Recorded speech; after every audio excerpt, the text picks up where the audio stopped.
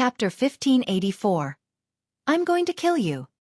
Chapter 1584. I'm going to kill you.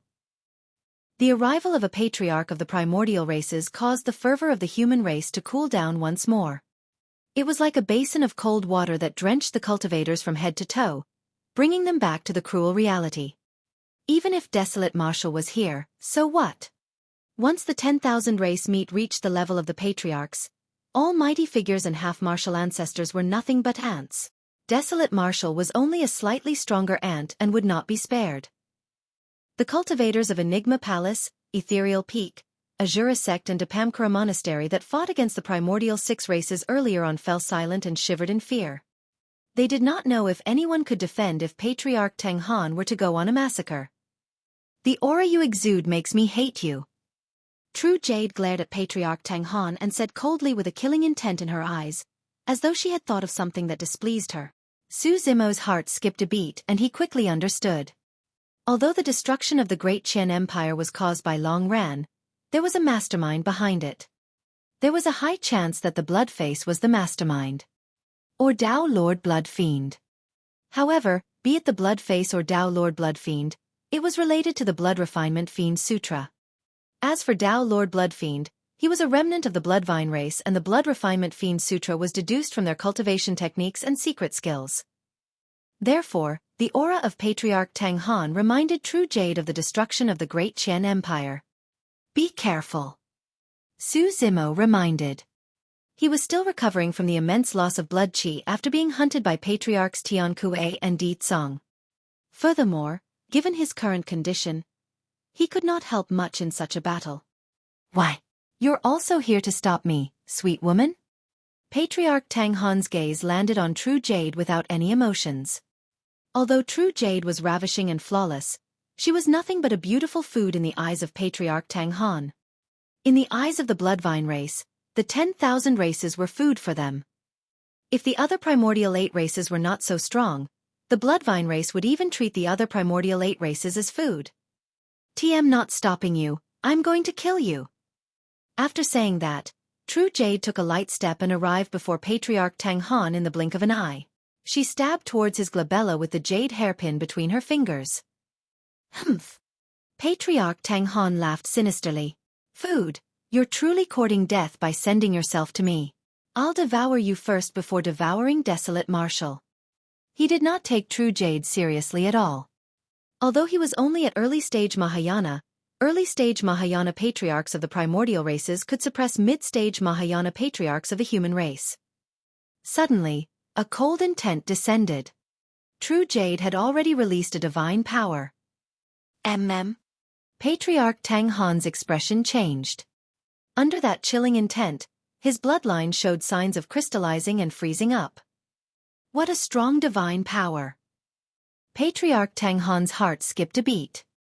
Under normal circumstances, ordinary lesser divine powers should not be able to affect him. However, not only did True Jade's lesser divine power affect him, it even threatened his life. Blood drain! Patriarch Tang Han hollered and opened his mouth, taking a deep breath towards True Jade. That was the innate divine power of the Bloodvine race. By the time he entered the Mahayana realm, that innate divine power had already grown to the point where it was not weaker than the lesser divine powers of the human race. Under the envelopment of the blood drain divine power, the bloodline of any living being would surge towards the Bloodvine race. True Jade narrowed her gaze slightly. The blood drain divine power descended and she could clearly sense her bloodline stir, wanting to leave her body. If Patriarch Tang Han absorbed her bloodline, her blood qi would deplete while his would rise. She would definitely lose with that exchange. Humph.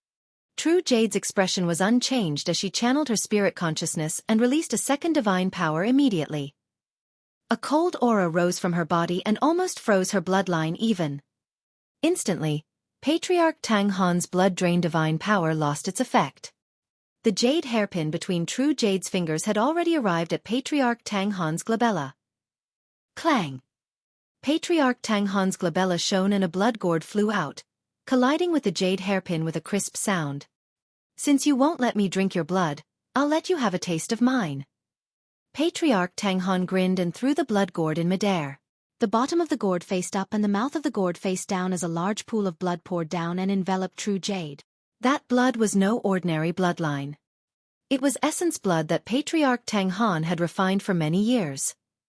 A single drop of a Patriarch's essence blood from Tang Luo's storage bag was enough to cripple the ancient unique treasure, the dermic-breaking bow. With that amount of a Patriarch's essence blood, even a dermic treasure could very well lose its power and could not be used if it was tainted. Puny tricks. True Jade had a fearless expression and there was no fluctuation in her eyes. Suddenly, she opened her mouth and spat out a white frost chi that blew at the Patriarch's essence blood that splattered in midair. Crack, crack, crack. The large amount of Patriarch's essence blood froze in midair instantly.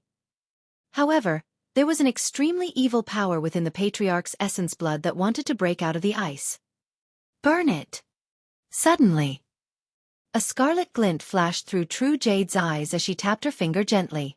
A ball of divine power flames appeared beneath the frozen Patriarch's essence blood. The collision of the ice and fire powers instantly refined the Patriarch's essence blood into nothingness. All. This time round, Patriarch Tang Han's expression changed starkly.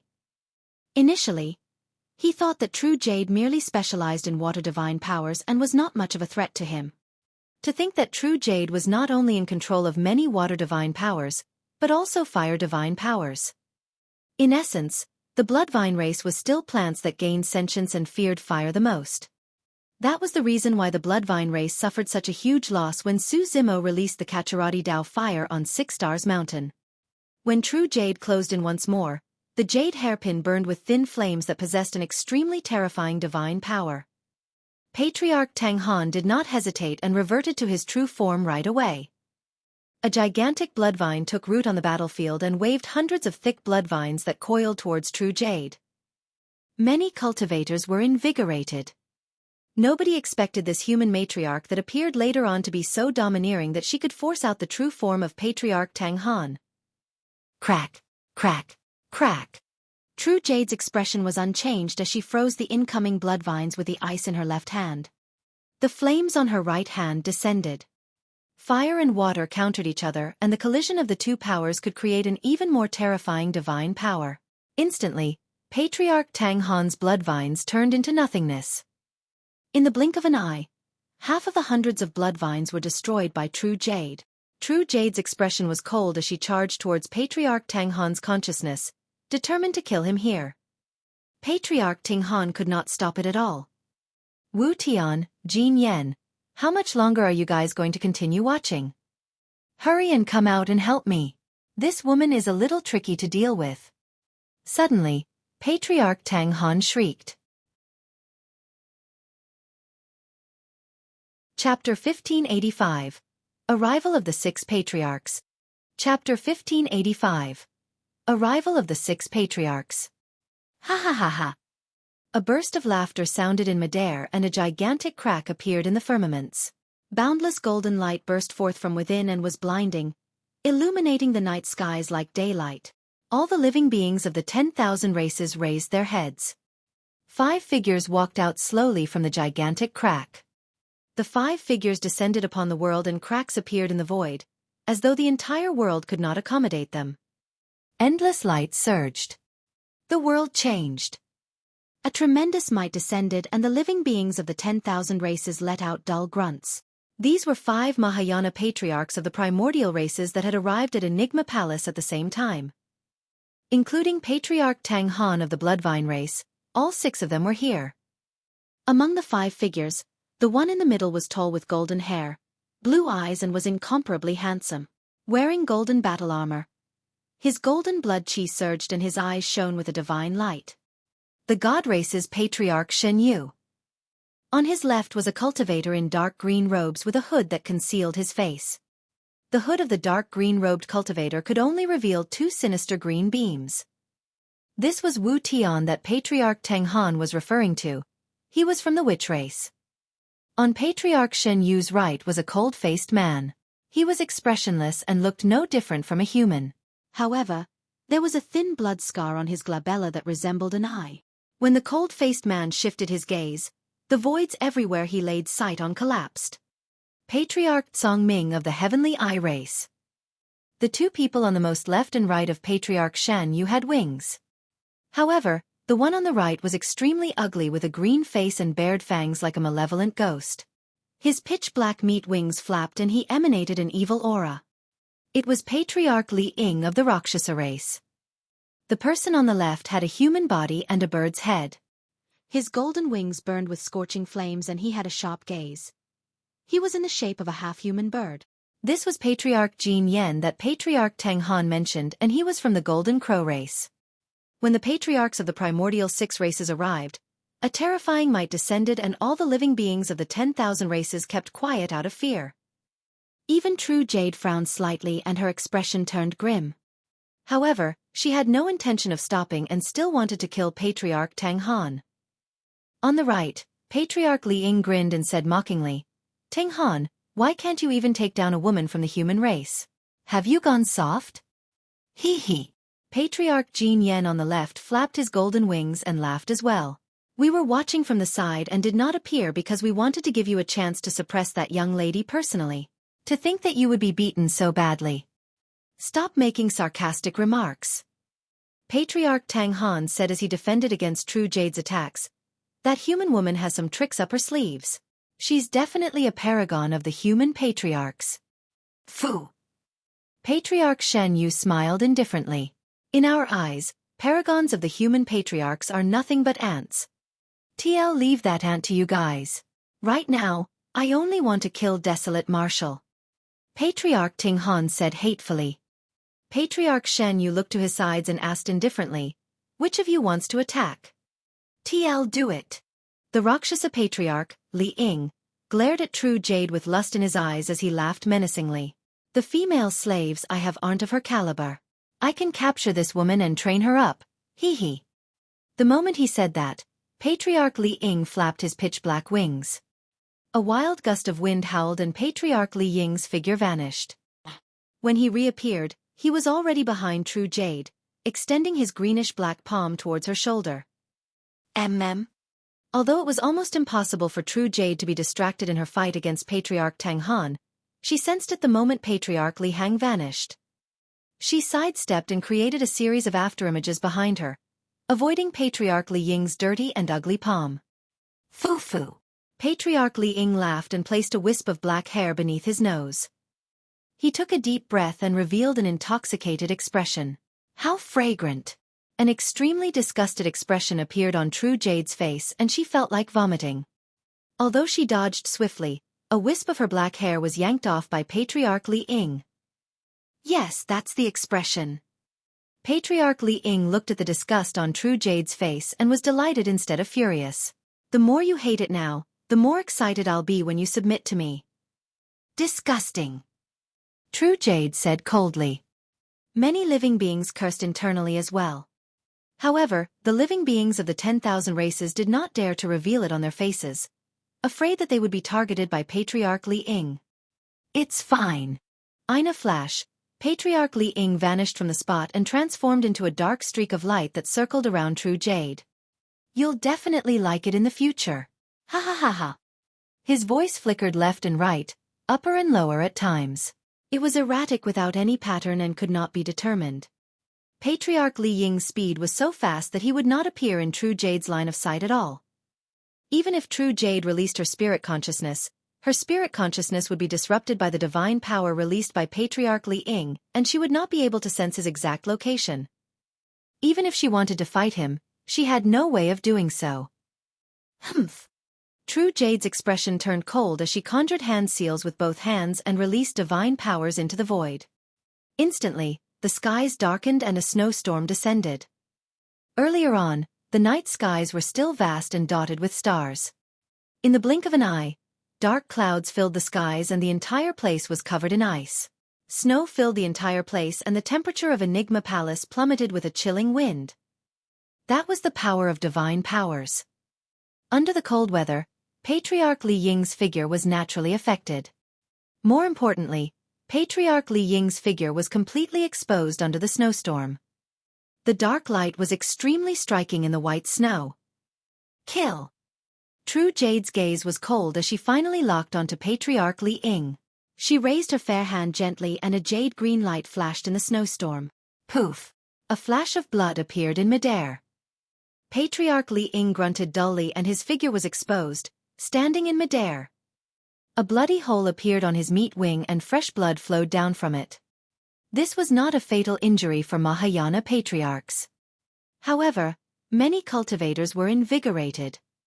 Goddess True Jade was stronger than anyone had imagined. "Young lady, you've hurt me." Finally, Patriarch Li Ying could not smile any longer. With a dark expression he said coldly, "I'm going to be serious next."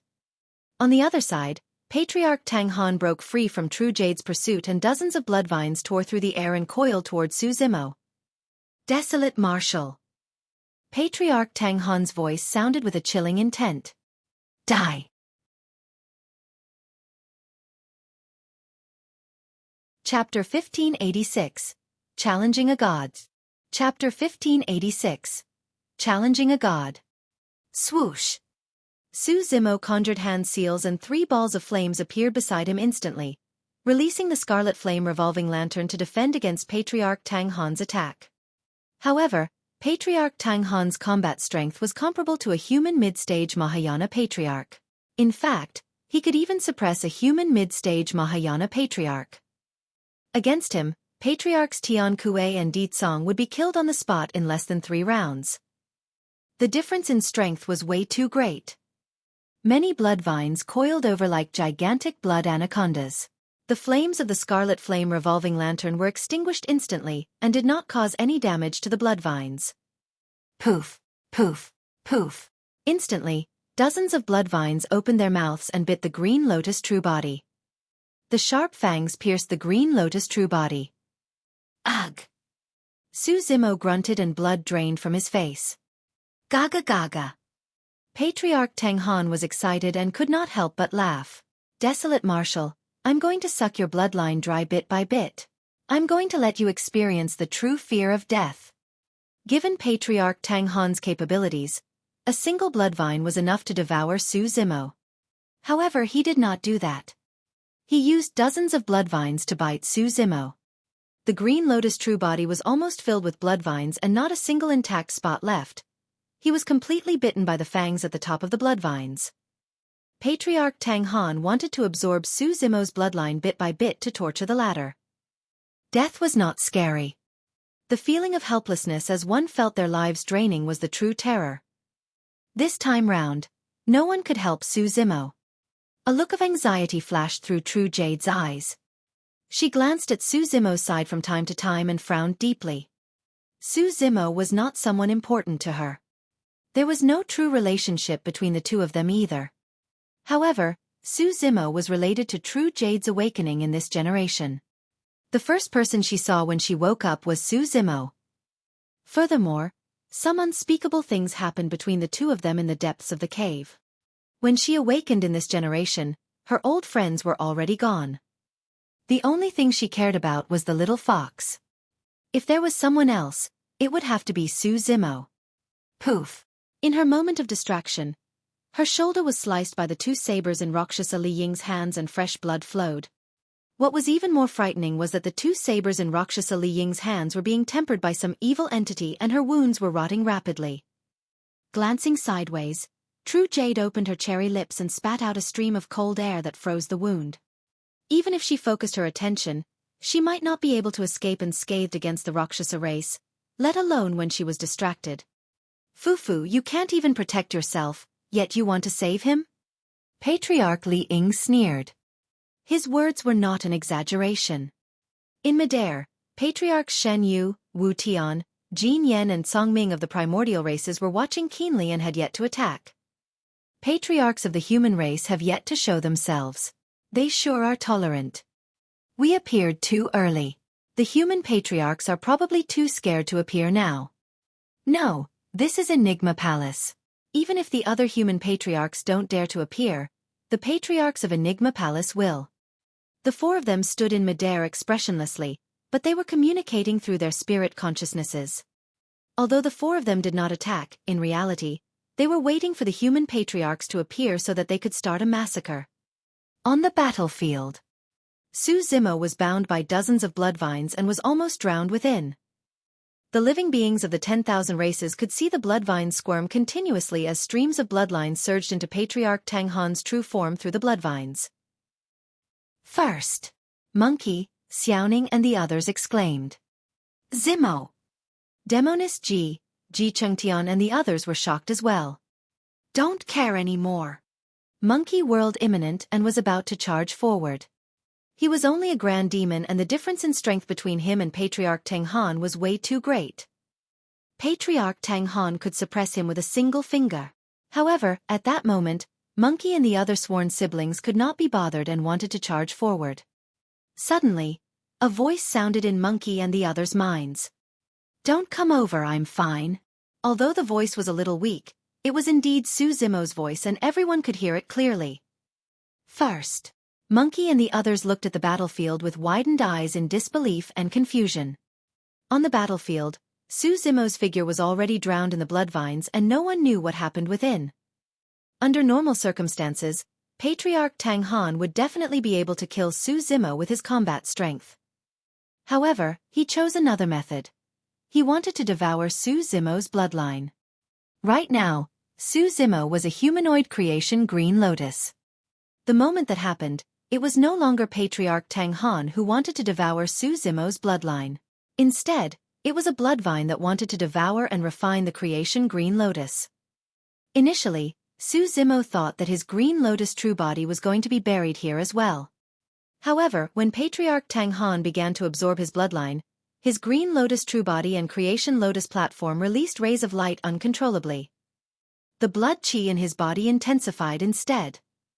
Under the entanglement of dozens of bloodvines, Su Zimo's figure had already vanished completely, and in its place was a jade Green Lotus. At that moment, countless bloodvines coiled around the Green Lotus and bit its stem, wanting to absorb its power. With that, the Green Lotus counterattacked instantly. The bloodvine race was merely a flora race. In the flora race, the creation Green Lotus was much stronger than the bloodvine race. There were many bloodvines and they eventually formed a race. However, there was only a single creation Green Lotus in this world and the vast universe. There was no race at all. When chaos was first formed, it contained the creation of heaven and earth and was everlasting. If there were any gods within the flora race, the creation Green Lotus would be one of them. There were definitely not many universal and utmost treasures as such. For example, there were only one or two of the 3 sacred trees of the Buddhist monasteries, the Bodhi, Ashoka and Sal tree. They were far stronger than the bloodvine race. Patriarch Tang Han's action was equivalent to challenging a god of the plants. The creation Green Lotus was born in chaos and could not survive without a powerful absorption force. The bloodthirst of the bloodvine race was way too insignificant against the absorption power of the creation Green Lotus. The current scene resembled dozens of small streams trying to absorb the seawater of the ocean into their bodies. The creation Green Lotus swayed gently and took root on the ground, emitting rays of light. Although dozens of bloodvines were still biting the creation Green Lotus, the situation of the blood chi absorption had silently reversed.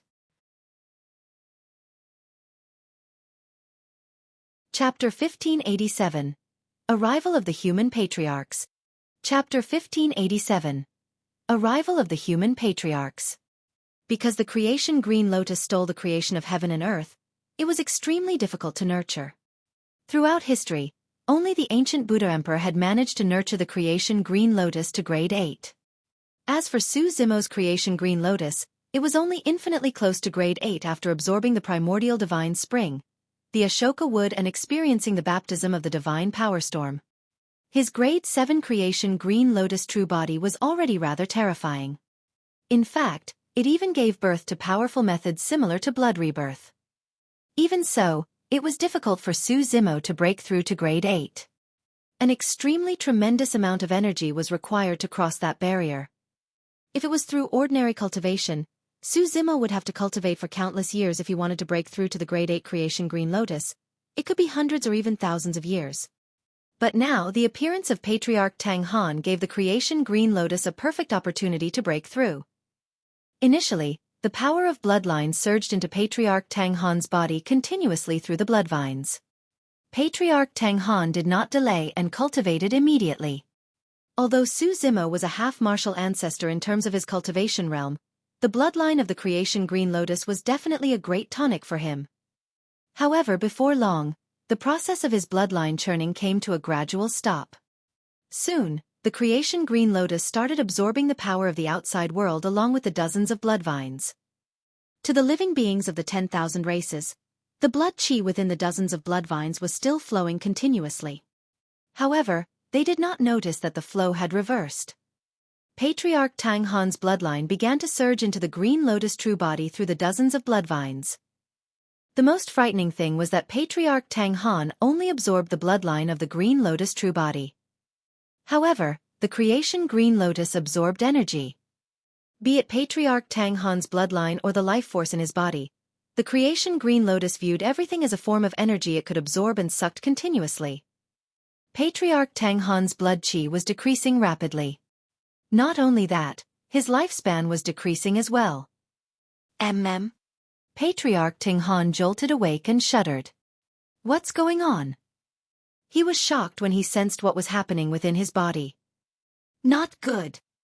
Patriarch Tang Han quickly realized what he was experiencing and exclaimed internally, wanting to release the bloodvines and leave Su Zimo right away.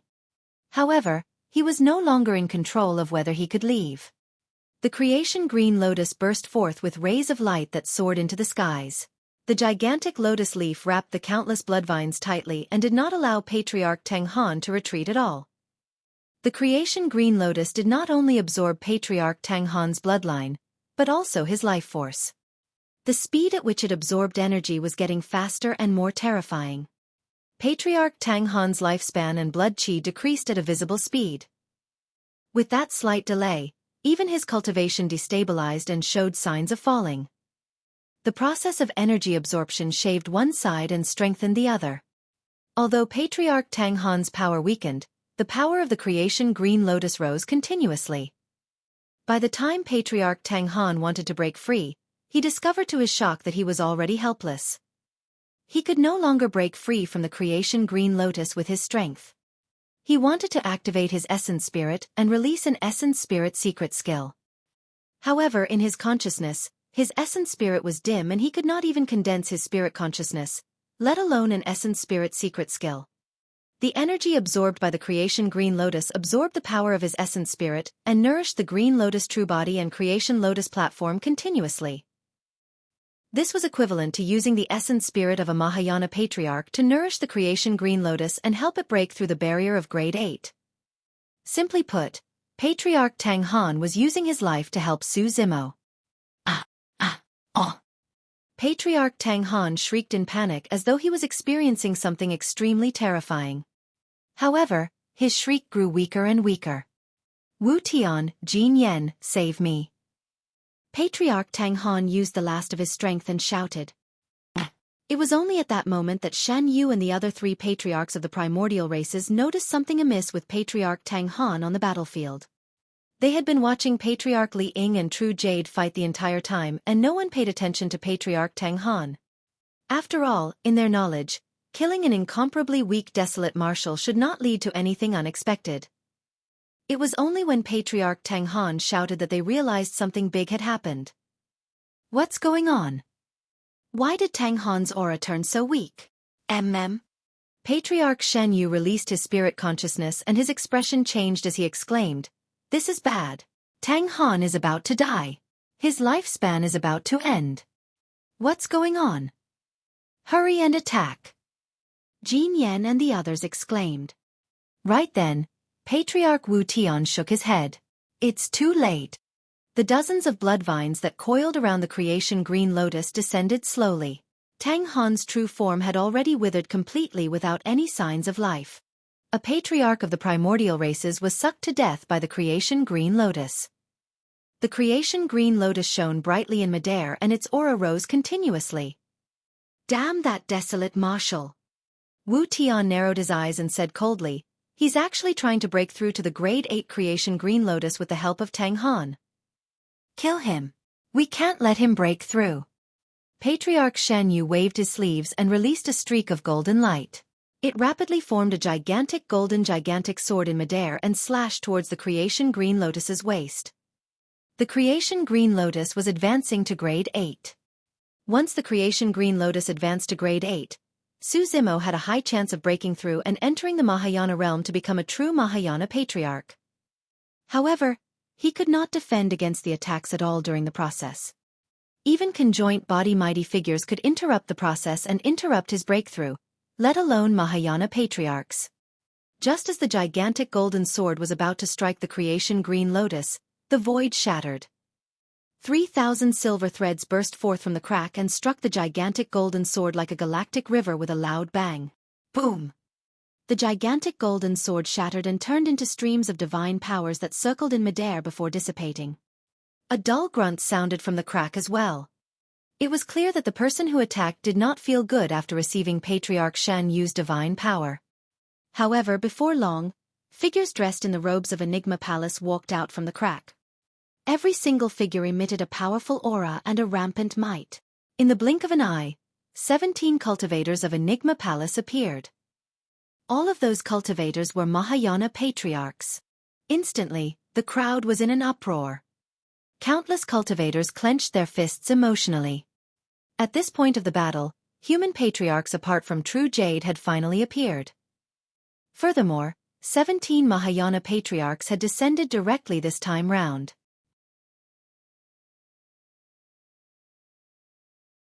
Chapter 1588, Blood of Patriarchs. Chapter 1588, Blood of Patriarchs. It told you. Little Fatty slapped his thighs. How can there be no patriarchs overseeing the 10,000 race meet held by Enigma Palace? Many cultivators were excited when they saw the arrival of 17 Mahayana Patriarchs. Only Night Spirit frowned slightly and shook his head. These patriarchs are too weak and can't defend against those few from the primordial races. No matter how weak they are, there are at least 17 of them. We can hold on for a little longer no matter what. The spirit tiger shrugged his head and heaved a sigh of relief. Greetings, patriarchs. The palace lord of Enigma Palace and many cultivators hurried forward and bowed. The 17 Mahayana patriarchs looked at everyone from Enigma Palace and nodded slightly. The leader wielded a horsetail whip and had a pale expression. He was the one who had blocked Patriarch Shen Yu's attack earlier on. Tm Wu Hua. The Mahayana Patriarch cupped his fists towards Patriarch Shen Yu and the other patriarchs of the primordial races and said in a deep voice, "The 10,000 races are gathered. I wonder why the primordial 6 races are going on a massacre." Foo-foo. Patriarch Shen Yu smiled faintly. "We of the primordial races can kill anyone we wish to. We don't need any reasons." Upon hearing that, the 17 Mahayana Patriarchs' expressions darkened and revealed furious expressions. After a brief pause, Patriarch Shen Yu continued, "However, it's not as though there's completely no reason either. Before the 10,000 race meet even started, our primordial 6 races lost so many clansmen. We naturally have to seek redress for them." Patriarch Wu Hua frowned slightly. "It's inevitable that there will be conflicts given the reckless nature of the juniors of our races. In the battle earlier on, many human cultivators died as well. Why don't all of you take a seat and let bygones be bygones? We'll let the 10,000 race meet continue as per normal." Bullshit. Jin Yen glared at Patriarch Wu Hua coldly and scolded. "2 princes of our Golden Crow race have died and you want us to let go just like that? Who do you think you are?" Patriarch Wu Hua's expression was grim as he grit his teeth and did not reply. "That's right." Patriarch Wu Tian nodded slightly as well. "Every single life of our primordial 6 races is incomparably precious and isn't something that you humans can compare against." Patriarch Wu Hua was silent for a moment. "Does that mean that the primordial 6 races don't want to negotiate with the human race at all?"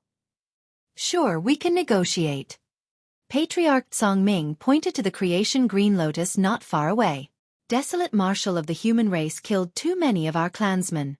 Kill Desolate Marshal first to express your sincerity before we consider whether we should negotiate." "No." Patriarch Wu Hua rejected without hesitation. "Then there's nothing to negotiate." Patriarch Ming's expression darkened as well as he said coldly, "We are bent on killing Desolate Marshal." The atmosphere changed. turning extremely tense the moment there was no common understanding between the Mahayana Patriarchs present. Protect Desolate Marshal and don't let anything happen to him. Patriarch Wu Hua waved his hand and ordered resolutely. Hee hee. Patriarch Shen Yu chuckled. You guys are too weak. 17 Mahayana Patriarchs? Even the strongest among you is only at mid-stage Mahayana. Do you really think you're enough to stop the 4 of us? Kill! Jin Yen hollered and reverted to his true form right away, roaring into the skies. His gigantic body burned with golden flames as he lunged towards Patriarch Wu Hua and the others. 9 Heavens Galactic Rivers.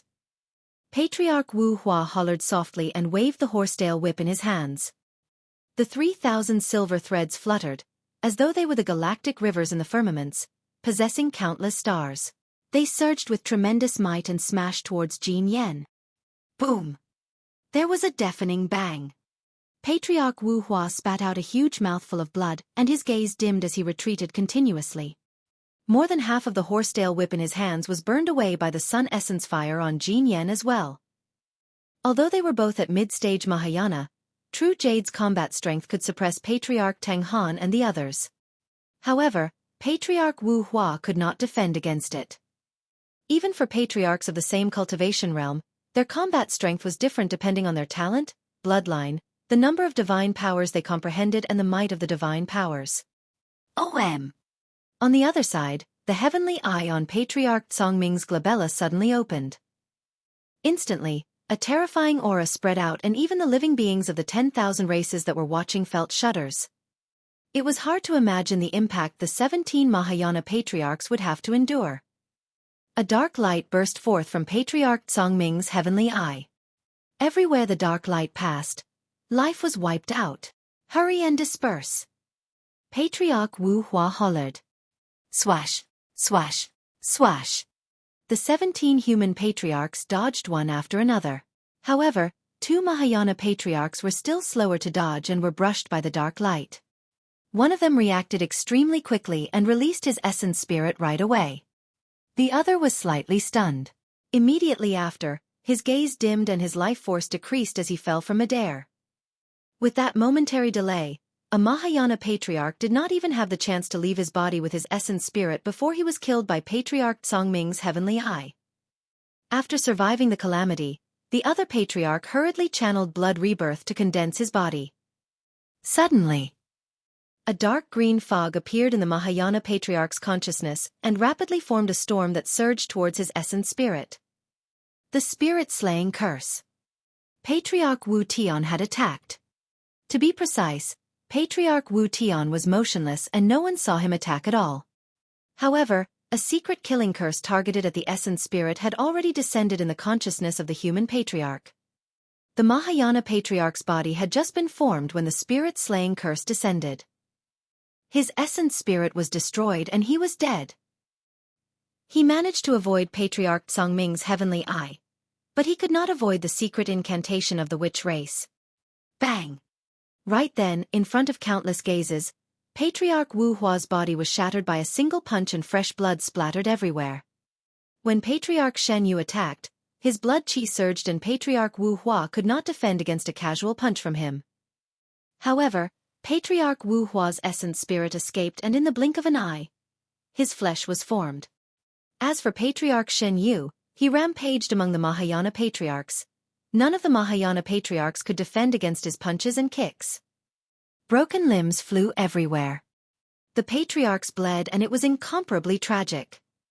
In less than 10 minutes, 7 Mahayana Patriarchs of Enigma Palace had fallen against the combined forces of Patriarch Shen Yu and the other 3 primordial race patriarchs. What should we do? We can't defend at all. Xueqi muttered. Frowning, Little Fatty scanned the crowd and whispered, I've got a feeling that Enigma Palace has something up their sleeves. These 17 Mahayana Patriarchs seem like they're trying to buy time with their appearance. After a brief pause, Little Fatty continued, Haven't you realized that that old lad, Lin Xuanji, hasn't appeared yet? No matter what they have up their sleeves, Brother Su is doomed once the 17 Mahayana Patriarchs are dead. We won't be able to wait till then. Xueqi sighed. Right then, the bell of Enigma Palace sounded. Somebody was here.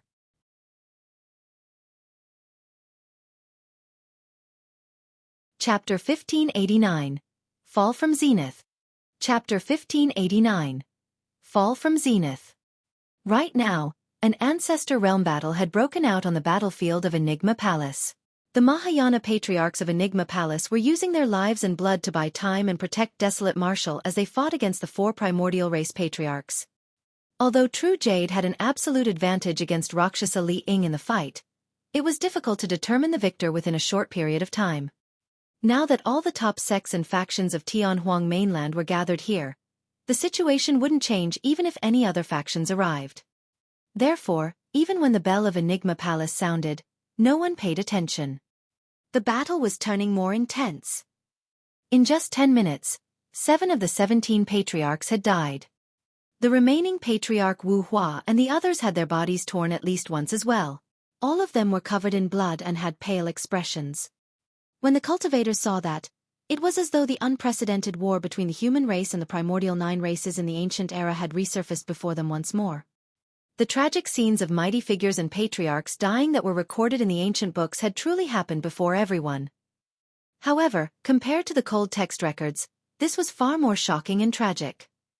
Furthermore, all the cultivators knew that the current battle was merely a test between the patriarchs of the primordial 6 races and the human race. The top Ancestor Realm experts had yet to appear. The emperors of the various races had not appeared either. Once a late-stage or perfected Mahayana patriarch appeared and the emperors descended, that would be the true battle. Whether or not there was a negotiation, there was a high chance that this 10,000 race meet would determine the situation of Tianhuang mainland in the future. It would determine the future of the human race. Give up. After a few head-on clashes with True Jade and suffering immense losses, Patriarch Li Hang no longer fought her head-on. Instead, he used his movement technique speed to hold her back. True Jade was stronger than Patriarch Li Ying. However, she had no way of suppressing him completely as well. Be blunt. Patriarch Li Ying pouted his lips in disdain. You patriarchs of the human race are merely delaying things. Some of the top-tier patriarchs of our primordial races have yet to appear. If they do, even the emperors of the human race might not be able to defend against them. Patriarch Ming said coldly, the primordial 9 races suffered immense losses in the primordial war against the taboos. That was the only reason why the human race had a chance to rise. To be precise, if a supreme expert like the human emperor had not appeared out of nowhere and turned the tides, your human race would have lost a long time ago. At the mention of the human emperor, a wary look flashed through the eyes of the 5 patriarchs of the primordial races present. Even though the human emperor had been gone for countless years, his reputation had shocked history and the primordial races were extremely wary of him. Patriarch Shen Yu shook his head gently and said slowly, unfortunately, immense fortune is required for a variant like the human emperor to be born. However, in this generation, the human race is at the end of its road. There's no way you can possess a supreme expert like the human emperor. Your human race is finished. The human race is at the end of its road. Many cultivators were silent and their expressions dimmed. Even without Patriarch Shen Yu pointing it out, they knew what was going on.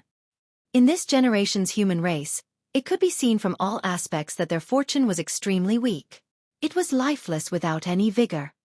Most of the cultivators no longer had the heroic and courageous spirit of the ancient era. They no longer had the fervent fighting spirit and persistence.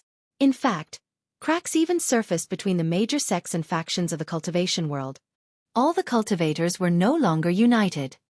All signs were telling the world that the human race was at the end of its road. During this period of time, Desolate Marshal rose and established the martial Dao, imparting martial arts to all living beings and establishing the spirit of the martial Dao, increasing the vigor of the cultivation world. However, it was too late. The martial Dao had only appeared for a few hundred years. Although Desolate Marshal was the #1 monster incarnate in history, he had yet to advance to the Mahayana realm and his future was uncertain. The primordial 6 races would not give the human race or Desolate Marshal time. In reality, that was the utmost truth of the great Tao and the eternal rules of the world. Everything in the world falls from its zenith. In the primordial era, the 3 great taboos reigned domineeringly and the primordial 9 races ruled over Tianhuang mainland. At their peak, it triggered the primordial war. The 3 taboos fell and the primordial 9 races suffered immense losses as well. The human race seized the opportunity to rise. The primordial 9 races only declined completely after the ancient war and were trapped in a corner of Tianhuang mainland to recuperate. As for the human race, they had dominated Tianhuang mainland for countless years. Just like the primordial 9 races in the past, they were extremely strong until they peaked. After a long period of deterioration thereafter, they were completely defeated in this era. This was the fall from Zenith, and this shift in momentum was not something that could be reversed by sheer effort.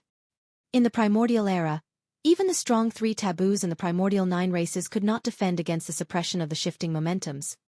Patriarch Xueqi was not wrong. The human race was at the end of its road. There was no way such a thin fortune could produce a supreme expert like the eternal human emperor. Unfortunately, there was an additional variable for the human race in this generation. Many years ago, a woman arrived in Tianhuang mainland and brought a scholar from an unassuming small town into the cultivation world, altering his fate. This woman had altered the scholar's fortune. This scholar laid down a great vow to alter the fates of all living beings in the world. Therefore, although everyone from Enigma Palace, including the storyteller, could tell that the fortune of the human race was depleted, they could not divine the fate of that scholar. That was the reason why the storyteller told the scholar that he was the future hope of the human race. That was the reason why the Mahayana Patriarchs of Enigma Palace spared no effort to protect the scholar from harm. Give up. Patriarch Xueqi looked at Patriarch Wu Hua, who was not far away, and said indifferently, "Your blood qi is weak and is no longer enough to support your blood rebirth. Nobody can stop us from killing Desolate Marshal." "Who says so?" Right then, a voice sounded from outside Enigma Palace. It sounded tender, as though the person who spoke was pretty young. The expressions of the living beings of the 10,000 races changed. Who would dare to stand on Desolate Marshal's side at this moment and go against the primordial 6 races? All the living beings of the 10,000 races looked over. A group of living beings with majestic auras walked over from outside Enigma Palace. There were hundreds of them, and they seemed to be covered in a layer of mist. When gathered, the hundreds of living beings seemed like an unfathomable ocean.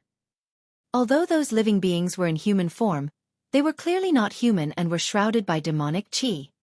There were conjoint body mighty figures and half-martial ancestor experts.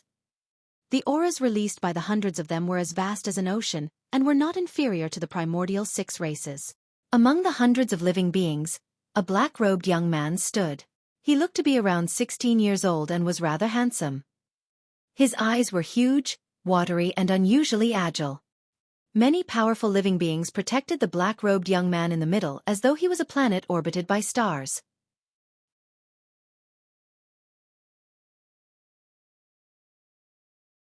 Chapter 1590. I might not know my limits. Chapter 1590. I might not know my limits. The living beings of the 10,000 races frowned slightly. Although they could not tell the origin of the living beings, the primordial 6 races present recognized them instantly. Kuan race. Patriarch Xueqi frowned slightly. The words Kuan race instantly caused a commotion in the crowd. Over the years, although various primordial races had walked out of the forbidden grounds and snatched territories in Tianhuang mainland while conducting massacres, 3 of them had not made any moves. One of them was the Kuan race. Although Enigma Palace sent an invitation to the Kuan race for the 10,000 race meet as well, it was like a rock sinking into the ocean without any response. To think that the Kuan race would descend upon Enigma Palace today. More importantly, it was the attitude of the Kuan race. As one of the primordial 9 races, if the Kuan race stood on the side of the human race, their chances of negotiation would increase significantly. Even Enigma Palace could not understand why the Kuan race was on the side of the human race. Xueqi and the others stopped and looked towards the Kuan race. Patriarch Wu Hua and the others were already sweating profusely. They consumed elixirs frantically and rested as hurriedly as they could, trying their best to recover their stamina. Who was the one who spoke just now? Patriarch Jin Yen scanned the Kuan race and asked coldly. Me. The black-robed young man in the middle of the Kuan race pushed everyone away and walked out, raising his head. Even against the Patriarch's question, the black-robed young man had a fearless expression. The black-robed young man was carefree. Patriarch Yin Lan glared at him coldly with disdain and had no intention of paying attention. The two of them were not on the same level. He looked at the other experts of the Kuan race and nodded slightly. Kuan race, we welcome your return to join forces with the primordial 6 races. Big Golden Bird, what nonsense are you talking about? Carefree stuck out his tongue at Patriarch Yin Lan. The Kuan race won't join forces with you guys. Furthermore, you can't injure him. He pointed to the creation green lotus that was still breaking through not far away and said in a resolute tone. Patriarch Yin Lan's expression darkened. The living beings of the 10,000 races were shocked as well. They had never seen anyone who would dare to call a patriarch of the Golden Crow race a big golden bird. Foo-foo.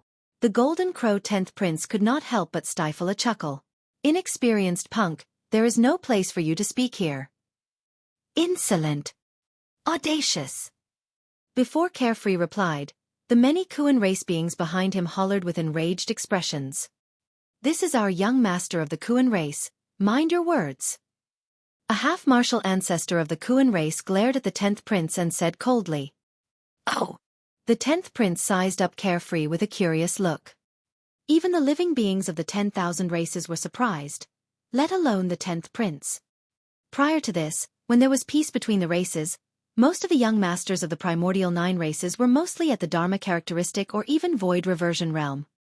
However, when chaos descended, powerful monster incarnates of the primordial races came forth from seclusion one after another. Anyone who could become a young master of the primordial races had to be at the conjoint body realm at least. After all, the young masters of the primordial races had to lead their clansmen to fight in Tianhuang mainland. It would be difficult for them to accomplish anything if their cultivation realms were too low. The young masters were the faces of the primordial races. It was indeed strange for the Kuan race to instate a Dharma characteristic young master during these chaotic times. Carefree looked at the 10th Prince and pouted as well. Judging from your age, you're just a young punk as well. How dare you teach me a lesson? Although the 10th Prince had the appearance of a child, he had cultivated for much longer than Carefree. The 10th Prince said coldly, I'm a half-martial ancestor but you're only at the Dharma characteristic realm. In this 10,000 race meet, the strong reign supreme. Even if you're the young master of the Kuan race, you're not qualified to speak. Listen to my advice, scram back and drink your mother's milk. Ha ha ha ha. A series of laughter broke out from the crowd of the primordial 6 races. You! Everyone from the Kuan race was enraged. Some of the Kuan experts could not even hold it in and wanted to step forward. However, Carefree waved his hand and stopped them. I don't want to drink milk. Carefree tilted his head slightly and looked at the 10th Prince, saying in a serious manner, I want to eat you. Your flesh should taste good after being roasted by a fire. The 10th Prince's expression darkened as he said icily, You sure are sharp-tongued at such a young age. Night Spirit's gaze shifted to Carefree and lingered for a moment. The 10th Prince was not the only one. All the living beings present thought that Carefree had merely said it casually to anger the former. However, only Night Spirit knew that Carefree truly wanted to eat the 10th Prince. That was because he could sense an aura of the same kind coming from Carefree. They were not of the same race, but were both taboos. That kid should be the disciple first took in. Night Spirit thought to himself. The 10th Prince rolled his eyes and suddenly smiled. Kiddo, since you want to eat me so badly, how about I give you a chance? What chance? Carefree could not help but ask. TL spar with you. If you win, I'll let you eat a piece of my flesh. How about that?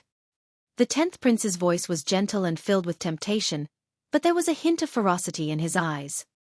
He was severely injured by Su Zimo earlier on and his third leg was shattered, crippling more than half of his cultivation. Although he was still at the half-martial ancestor realm, his combat strength had already fallen to the conjoint body realm. After the 10,000 race meet was over, his position as the 10th Prince would definitely be replaced by his clansmen. Therefore, there had always been a pent-up frustration and hatred in his heart that he could not vent. Now, Carefree's repeated provocations triggered his killing intent. Of course, he would not kill Carefree since the latter was the young master of the Kuan race. However, if there was a chance, he could teach this cub of the Kuan race a good lesson and appease his anger. But what if I lose? Carefree seemed hesitant and afraid. If you lose, I won't make things difficult for you, don't worry. The smile in the 10th prince's eyes intensified. This cub was still too young and had not experienced much of the world. After pondering for a moment, Carefree continued, however, what if we fail to hold back once we start sparring? Don't worry. The 10th prince said hurriedly, I'll definitely know my limits. TM worried that I might not know my limits. Carefree blinked. Ha. The 10th prince burst into laughter. It's fine, kiddo. You can attack as you please without worrying about going overboard. He could tell that this cub of the Kuan race was tempted. All right then, I'll give it a try. Carefree hesitated for a moment before making up his mind and nodding vigorously. Young master, you can't take the risk given your noble status. That's right, young master. The two of you are a major cultivation realm apart. You're on completely different levels. The few Kuan race beings behind Carefree stood out hurriedly and tried to stop him. Everyone, don't worry.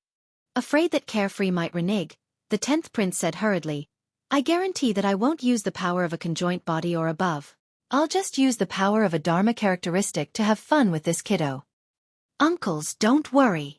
Carefree blinked at the Kuan race experts behind him with a crafty look in his eyes.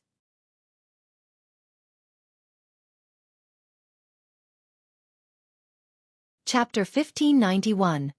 Devoured Alive. Chapter 1591. Devoured Alive. When the Kuan race experts saw Carefree's expression, they shuddered instinctively. Back in Biming, each time this little ancestor of theirs revealed that expression, he would definitely be plotting against someone. Countless clansmen of the Kuan race had suffered immense losses in the hands of this little ancestor. The experts of the Kuan race exchanged glances and said nothing more as they mourned in silence for the 10th prince.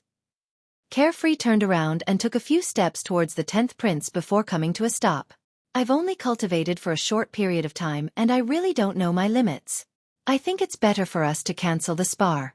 If someone gets hurt, wouldn't that spoil our relationship? Since things had come to this, there was no way the 10th prince would let Carefree off scot-free. The 10th prince said hurriedly, it's fine, use all your methods. There's no need to hold back. Harming me aside, even if you can take my life, that will be because you're capable. In that case.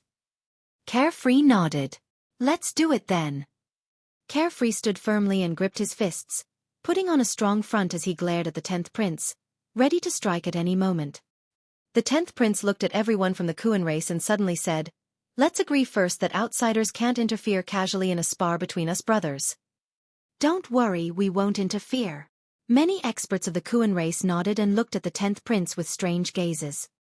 Initially, Patriarch Shen Yu and the others did not take this small interlude to heart. They were still thinking about why the Kuan race would help Desolate Marshal. However, for some reason, when he saw the reactions of the Kuan race experts, Patriarch Jin Yen suddenly frowned, as though he sensed that something was amiss.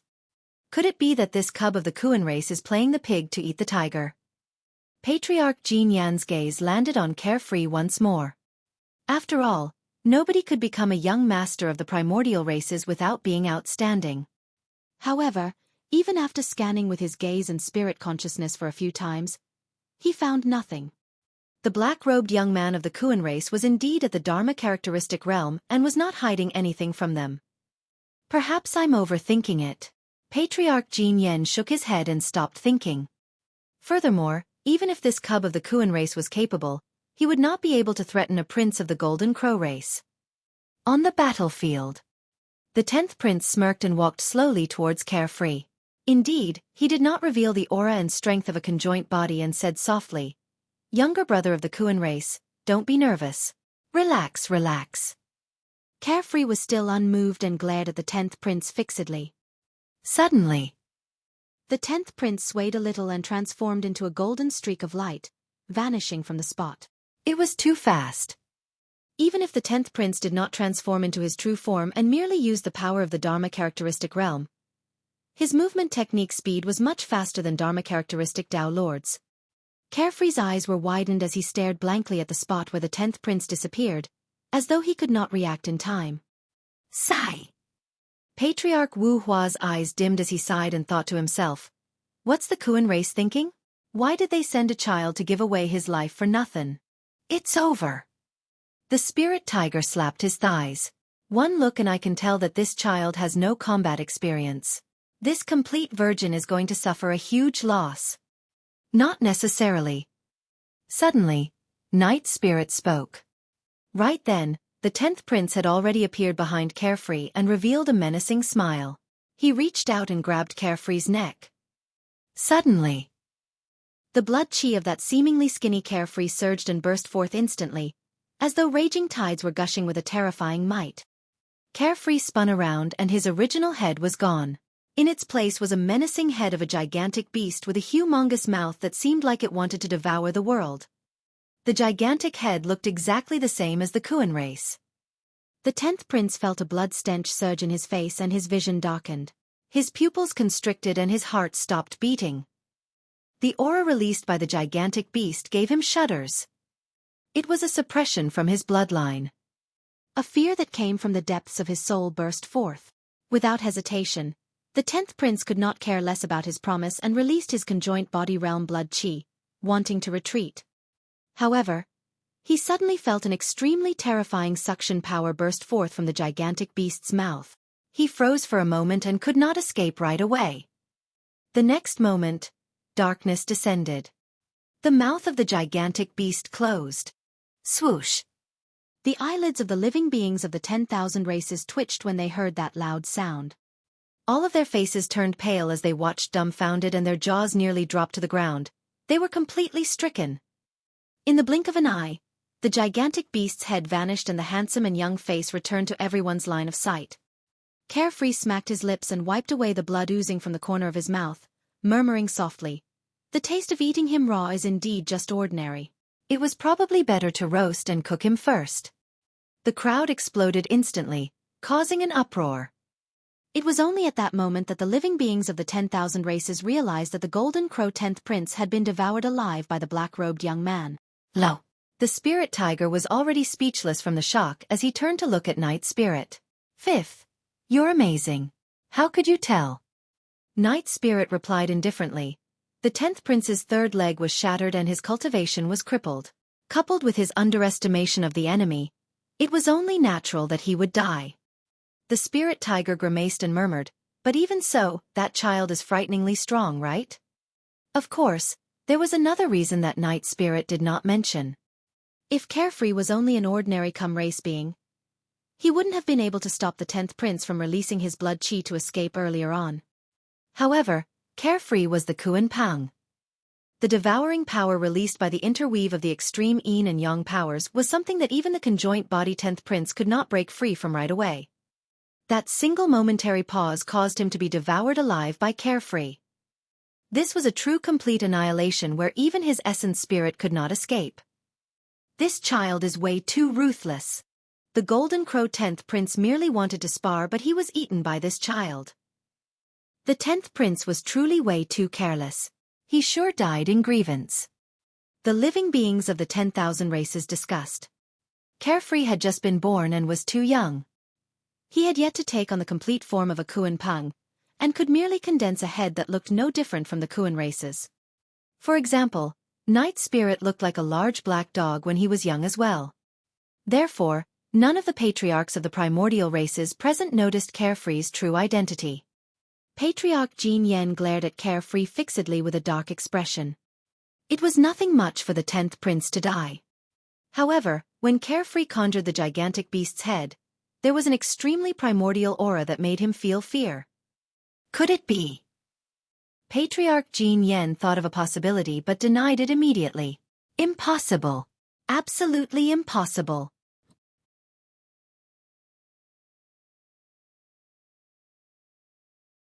Chapter 1592, Yin Launch.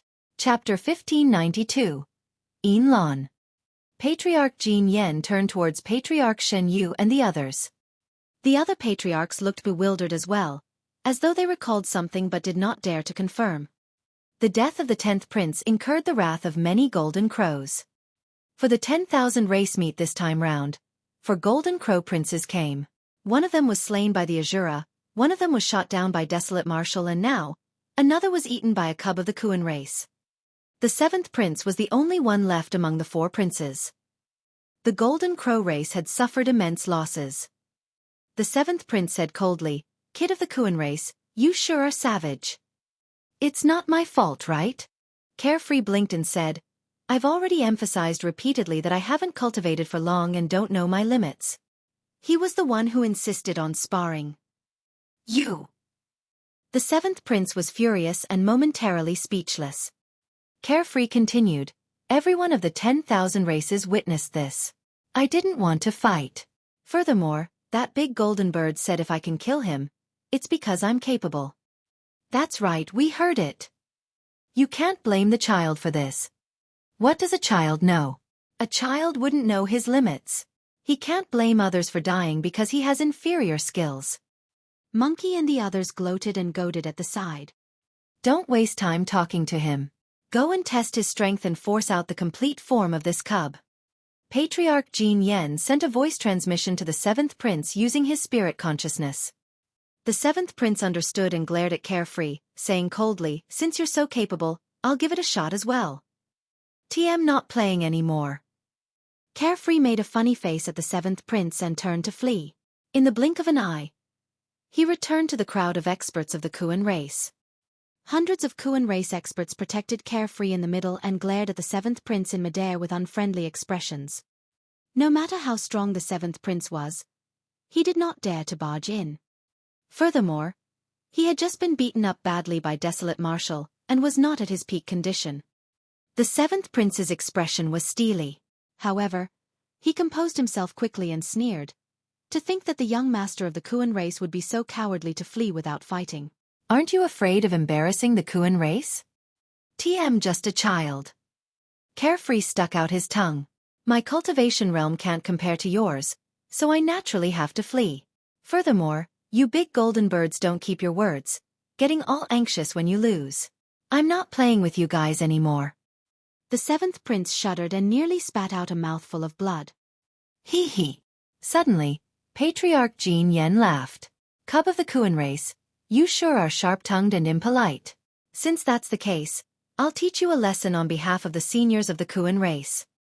At that point, all the living beings of the 10,000 races were shocked. No matter how they looked at it, it was unusual that a patriarch of the primordial races would be provoked to attack a Dharma-characteristic youth personally. However, none of the living beings of the 10,000 races understood the reason behind it. Patriarch Yin Lan was naturally making an excuse by saying that he wanted to teach Carefree a lesson. His goal was to see what Carefree's true form was. "Patriarch Yin Lan, as an ancestor realm expert, aren't you going overboard by wanting to deal with a child of the Dharma characteristic realm?" "Patriarch Yin Lan, please respect yourself. If news of you bullying the young spread, it'll probably cause countless ridicule and shame the Golden Crow race." A few Kuan half-martial ancestors stood out and shouted with grim expressions as they glared at Patriarch Yin Lan not far away. Humph. In a flash, Patriarch Yin Lan suddenly descended above the many Kuan race beings and released his might of the ancestor realm. He said coldly, "Scram. There's no room for you guys to speak." Ugh. The few Kuan half-martial ancestors grunted with ugly expressions. However, they did not retreat. Instead, they summoned their destiny dermic weapons and protected Carefree tightly. "How dare a few stinky fish like you try to stop me?" Patriarch Yin Lan sneered and his spirit consciousness moved. Suddenly, a golden light burst forth from his body and struck the destiny dermic weapons of the Kuan half-martial ancestors instantly. Clang, clang, clang. The bodies of the Kuan half-martial ancestors shuddered and they could not withstand the impact. Their destiny dermic weapons flew out of their hands. One after another, golden flames burned on the destiny dermic weapons. In the blink of an eye, they were burned through and turned red. The destiny dermic weapons flew everywhere and landed in the crowd of the Kuan race, causing chaos. Patriarch Yin Lan had a cold expression. In a flash, he arrived before Carefree through the gaps within the chaotic Kuan race and opened his palm to grab the latter's face. "Little cub, since you're so bold, I'll give you a chance. Come and eat my flesh." Patriarch Yin Lan's gaze was cold and he did not seem like he was holding back at all, looking murderous. He was going to force Carefree's true form out. Yin Lan, you've gone overboard. Suddenly, a cold voice sounded from behind Carefree. Immediately after, the void cracked and an arm extended. The palm gripped into a fist and crossed Carefree's shoulder, colliding heavily against Patriarch Yin Lan's palm. Bang! A dull sound of defeat echoed when the fist and palm collided. Howl!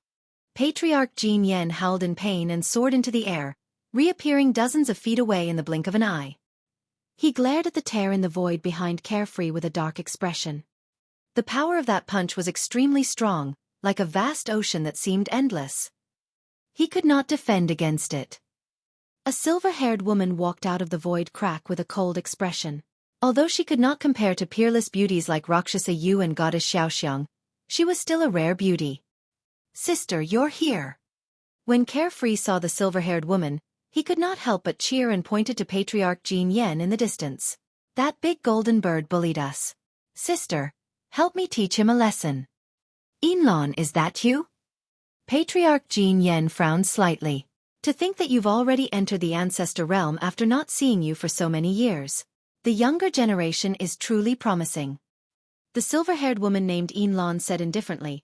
Our cultivation realms are the same, so there's no need for you to put on airs, calling me a part of the younger generation. I'm not falling for it. You came at the right time. Patriarch Yin Lan pointed at Carefree and said in a deep voice, What's up with this young master of your Kuan race? Not only did he come over to spout nonsense about helping the human desolate marshal, he even launched a sneak attack and ate the 10th prince of our Golden Crow race. Although I was not present, I can guess that it must be your 10th prince who provoked him first. Yin Lan sneered. Patriarch Yin Lan harumphed coldly. Even so, wasn't that child way too ruthless in his attacks? Your 10th prince is a half-martial ancestor and you have the cheek to seek vengeance after he was killed by a Dharma-characteristic Tao Lord. Yin Lan sneered once more. Let me tell you, even if Carefree was in the wrong, the Kuan race will punish him. Who do you think you are to come and want to teach our young master a lesson? Yin Lan's words were sharp and she did not give Patriarch Yin Lan any face at all.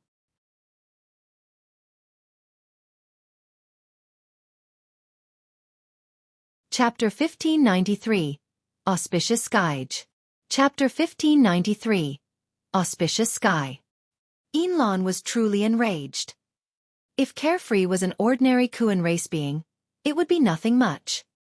However, Carefree's true form was the taboo Kuan Peng and he was watched over carefully by the entire Kuan race for fear that something might happen to him. If Patriarch Yin Lan truly injured Carefree, it would not be enough to salvage the situation even if the former was killed. Furthermore, Patriarch Yin Lan was an ancestor realm expert. The fact that he tried to deal with a Dharma-characteristic Tao Lord personally enraged Yin Lan completely. Patriarch Yin Lan's expression darkened completely as well. Although their cultivation realms were the same, he could not hold it in any longer after being scolded in front of everyone. That's enough. Patriarch Shen Yu stood out and tried to smooth things over with a smile. Everyone, take a step back. It's only understandable why Jin Yan might have done something a little extreme in his rage now that the Golden Crow 10th Prince is dead. Yin Lan, we're all part of the primordial 9 races. There's no need for us to get into a fight right away. Now that Patriarch Shen Yu stood out, Patriarch Jin Yan did not continue to get entangled with Yin Lan even though he was unwilling. More importantly, he had no chance of winning against Yin Lan. The blood chi of the Kuan race was way too strong and vast like an ocean. Only the God race could match them. Patriarch Shen Yu changed the topic. However, your young master of the Kuan race is young and probably doesn't know much about the cultivation world. Desolate Marshal is a great enemy for our primordial 6 races. Our primordial 6 races joined forces and released the killing badges. He's someone that must be killed. It's truly illogical for your young master of the Kuan race to want to protect him. Yin Lan, you came at the right time. Bring him back and teach him a lesson. Yin Lan was expressionless and only said slowly after Patriarch Shen Yu was done. You guys can't kill Desolate Marshal. Carefree's intentions align with the Kuan race. Patriarch Shen Yu narrowed his eyes. The reason why he did not want a conflict with the Kuan race was because he wanted to rope them in. To think that the Kuan race would be so tactless and stand on desolate Marshall's side. The other 4 patriarchs of the primordial races had hostile expressions as well. Does that mean that the Kuan race is bent on becoming enemies with the primordial 6 races? Patriarch Wu Tian asked coldly. You're making things sound too serious. Yin Lan said, the Kuan race only wants to protect desolate Marshall. As for the others, the Kuan race won't interfere. Fu. Patriarch Songming smiled and the heavenly eye on his glabella seemed like it was about to open. Killing intent filled the air as he said coldly, the Kuan race alone won't be able to protect someone that our primordial 6 races want to kill. Yin Lan took a deep breath and said slowly, we'll do our best. Right then, the lotus petals that bloomed on the top of the creation green lotus in the battlefield suddenly began to wither and fall. The entire creation green lotus was withering as well. The breakthrough of desolate Marshall's green lotus true body failed? Throughout history, only the ancient Buddha emperor could nurture a grade 8 creation green lotus. However, desolate Marshall attempted to nurture a grade 8 creation green lotus although he's only a half Marshall ancestor. It's only logical for him to fail. How can the advancement from grade 7 to grade 8 be so easy? This is the outcome of overestimating oneself. The living beings of the 10,000 races shook their heads, some in pity and some sneering. In midair, Patriarch Shen Yu and the others exchanged glances and heaved a sigh of relief. If desolate Marshall died just like that, it would save them the trouble of attacking. What should we do? Little Fox was so anxious that she was about to cry. Will something happen to young master after the failure of the creation green lotus's advancement? Monkey and the others were silent with grim expressions. The creation green lotus was Su Zimo. Su Zimo was the creation green lotus. If the creation green lotus withered, there was a high chance that Su Zimo would die as well. Patrons, you don't have to worry. Right then, Ming Zhan's voice sounded in Monkey and the others' minds. The creation green lotus steals the creation of heaven and earth. Every single advancement requires a reincarnation and transformation. As though it was proving Ming Zhan's words, a burst of life force surged forth from the green lotus that was almost withered. Tender green leaves grew from the petals of the withered lotus leaves once more. They were filled with vitality and grew at an extremely fast speed. The aura of the creation green lotus rose continuously. The living beings of the 10,000 races were shocked and their gazes landed on the creation green lotus. A pink flower bud appeared on the top of the creation green lotus. It was stained with sparkling dew and blossomed slowly in front of everyone. Outside, the largest circle of lotus petals blossomed. Immediately after was the second circle of lotus petals. The third circle. Even at the 7th circle, it did not stop. All the living beings of the 10,000 races could clearly see that there was a final circle of lotus petals that had yet to blossom on the lotus platform. Immediately after, the 8th circle of lotus petals blossomed and a resplendent glow filled the air. Instantly the world shook. Suddenly, jade-like green lotus flowers descended from the skies and floated, descending upon Enigma Palace in a vast and spectacular manner. The living beings of the 10,000 races were dumbfounded. It's an auspicious sign from the skies. Patriarch Shen Yu exclaimed as well. A grade 7 creation green lotus that had transformed into a grade 8 had actually attracted a universal phenomenon with an auspicious sign. Even the ancestor realm experts present had never seen such a phenomenon, let alone the living beings of the 10,000 races. More importantly, the ancestor realm experts present could sense a tremendous divine power from the falling lotus flowers. This. Patriarch Shen Yu and the others were shocked. They naturally knew that this divine power was definitely not released by desolate Marshall. The might of that divine power had probably surpassed lesser divine powers and was at the level of greater divine powers. However, the meaning implied by it was way too terrifying. If that divine power was born from the grade 8 creation green lotus to begin with, desolate Marshall would not encounter any obstacles comprehending that greater divine power since he possessed the green lotus true body.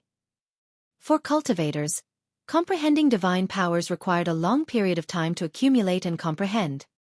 In between, one might encounter countless obstacles and difficulties. Many Mahayana patriarchs might need hundreds, thousands or even 10,000 years to comprehend a single divine power. However, Desolate Marshal did not have to comprehend it at all. That was because he was the creation Green Lotus. As long as he grew, he would naturally comprehend that greater divine power.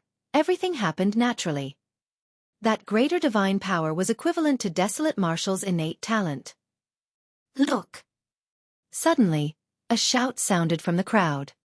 The living beings of the 10,000 races pointed at the creation Green Lotus in the world with widened eyes that were filled with endless shock. The Grade 8 creation Green Lotus had already bloomed completely, and a figure sat on the Jade Green Lotus platform. The person wore green robes and had black hair. His eyes were closed as he assumed a lotus position, placing his hands casually on his knees with his palms facing the skies. His skin was transparent and flawless. Under the falling of countless lotus flowers, the figure was like a divine being. He burst forth with a green glow and sat on the creation Green Lotus with an auspicious aura that could not be ignored. When the living beings of the 10,000 races saw that, they felt like prostrating.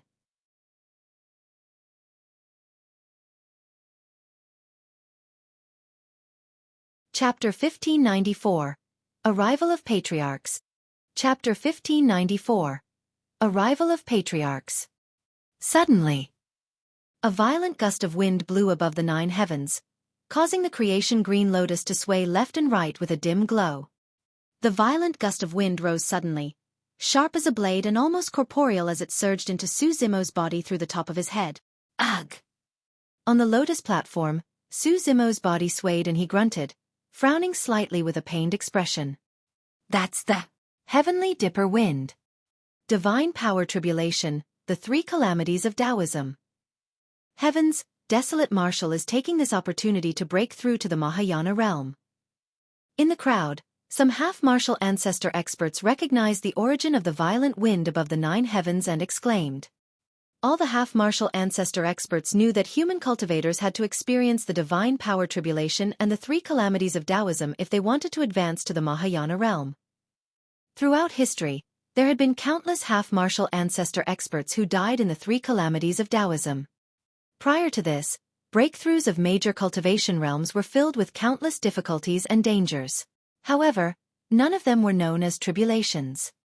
The reason why the 3 calamities of Taoism were called the divine power tribulation was because they had a slim chance of survival. There was almost no chance of survival if he failed.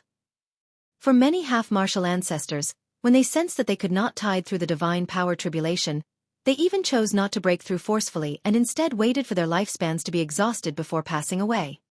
After all, they could still live for many years if they waited for their lifespans to be exhausted. If they failed the tribulation transcendence, they would die immediately. One did not only require shocking talent and a strong foundation, but also immense courage to attempt to break through to the Mahayana realm.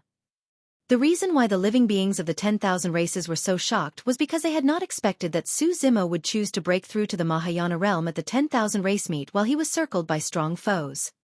Even without anyone interfering, one would most likely die after experiencing the divine power tribulation. Furthermore, the primordial 6 races were watching him greedily awaiting a chance to kill him. Actually, it was not because Suzumo wanted to break through here at this time. It was because after the creation Green Lotus transformed to Grade 8, the creation Lotus platform transformed as well and a steady stream of energy nourished the black-haired essence spirit. The energy was way too vast and the black-haired essence spirit could not take it at all. His cultivation realm could not hold it back anymore and he had to break through. Buzz! The heavenly eye on Patriarch Songming's glabella suddenly opened and released a dark light that sped towards Suzumo who was undergoing tribulation. There was no way the patriarchs of the primordial races would watch Suzumo advance to the Mahayana realm. They had to interrupt Suzumo no matter if he could succeed in his tribulation transcendence.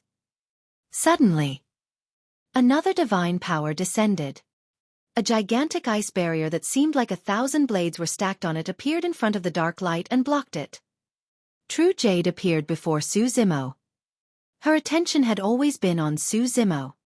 The moment Patriarch Songming acted strangely, she had already sensed it and attacked right away. Crack, crack, crack. Although the ice barrier blocked the power of the heavenly eye, cracks appeared on the ice barrier and it collapsed instantly. As a patriarch, You actually ambushed someone who was completely unprepared. How despicable. True Jade said coldly. Sister, hurry and help. Nothing must happen to Master. Carefree had a nervous expression and hurriedly sent a voice transmission with his spirit consciousness. Yin Lan nodded slightly and leaped up as well, standing shoulder to shoulder with True Jade as she looked at Patriarch Shen Yu and the other four. Patriarch Wu Hua and the others stood up one after another and surrounded Su Zimo in the middle. All of them had grim expressions as they wielded their destiny-dermic weapons. Leave that white-bloused woman to me. The Rakshasa Patriarch Li Ying smirked and licked his lips as he looked at True Jade. Patriarch Shen Yu nodded slightly. Leave Yin Lan to me. As for the remaining 10 human patriarchs. Don't worry. Patriarch Jin Yen said coldly. If the 3 of us attack with our full strength, all 10 of them will die here in less than an hour. Wu Hua, give up. Right then, cracks appeared in the void and many Mahayana patriarchs of the human race walked out one after another. They were from Heavenly Dipper Sect, Malevolent Earth Sect and even Panglai Island. One after another, in front of everyone, the number of Mahayana patriarchs from the 3 super sects had already exceeded 100. Among them, there were not only early-stage Mahayanas, but mid-stage and even late-stage and perfected Mahayanas.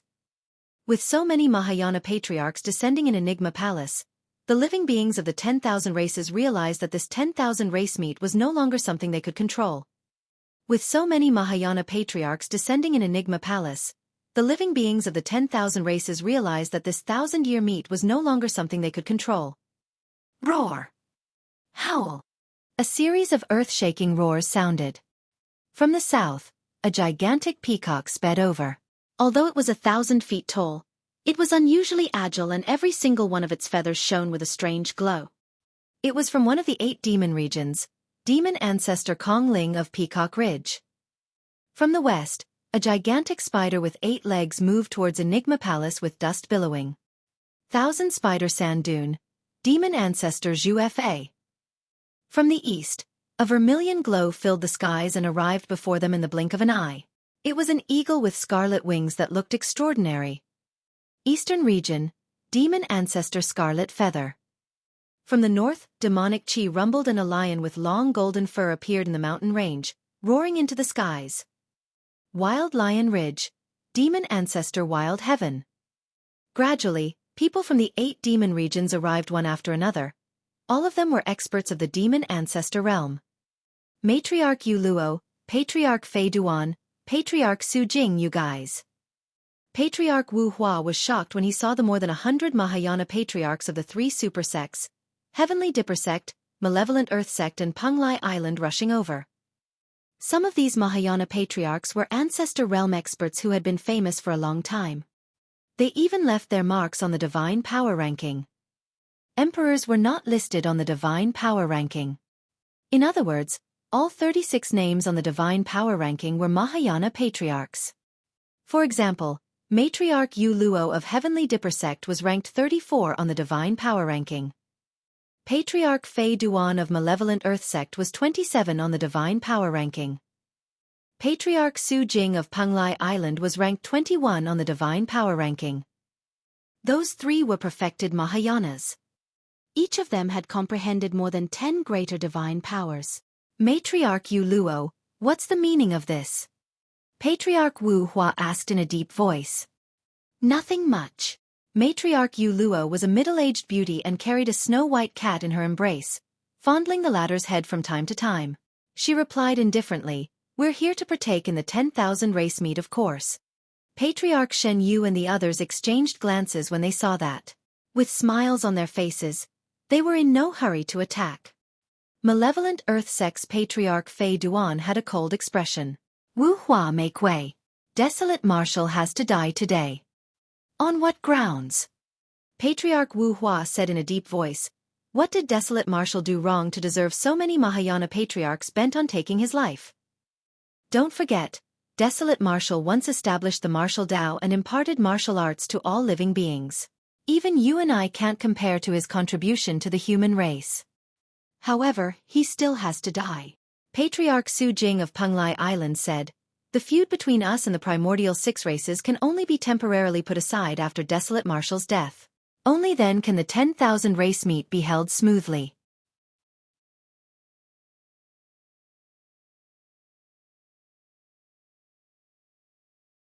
Chapter 1595.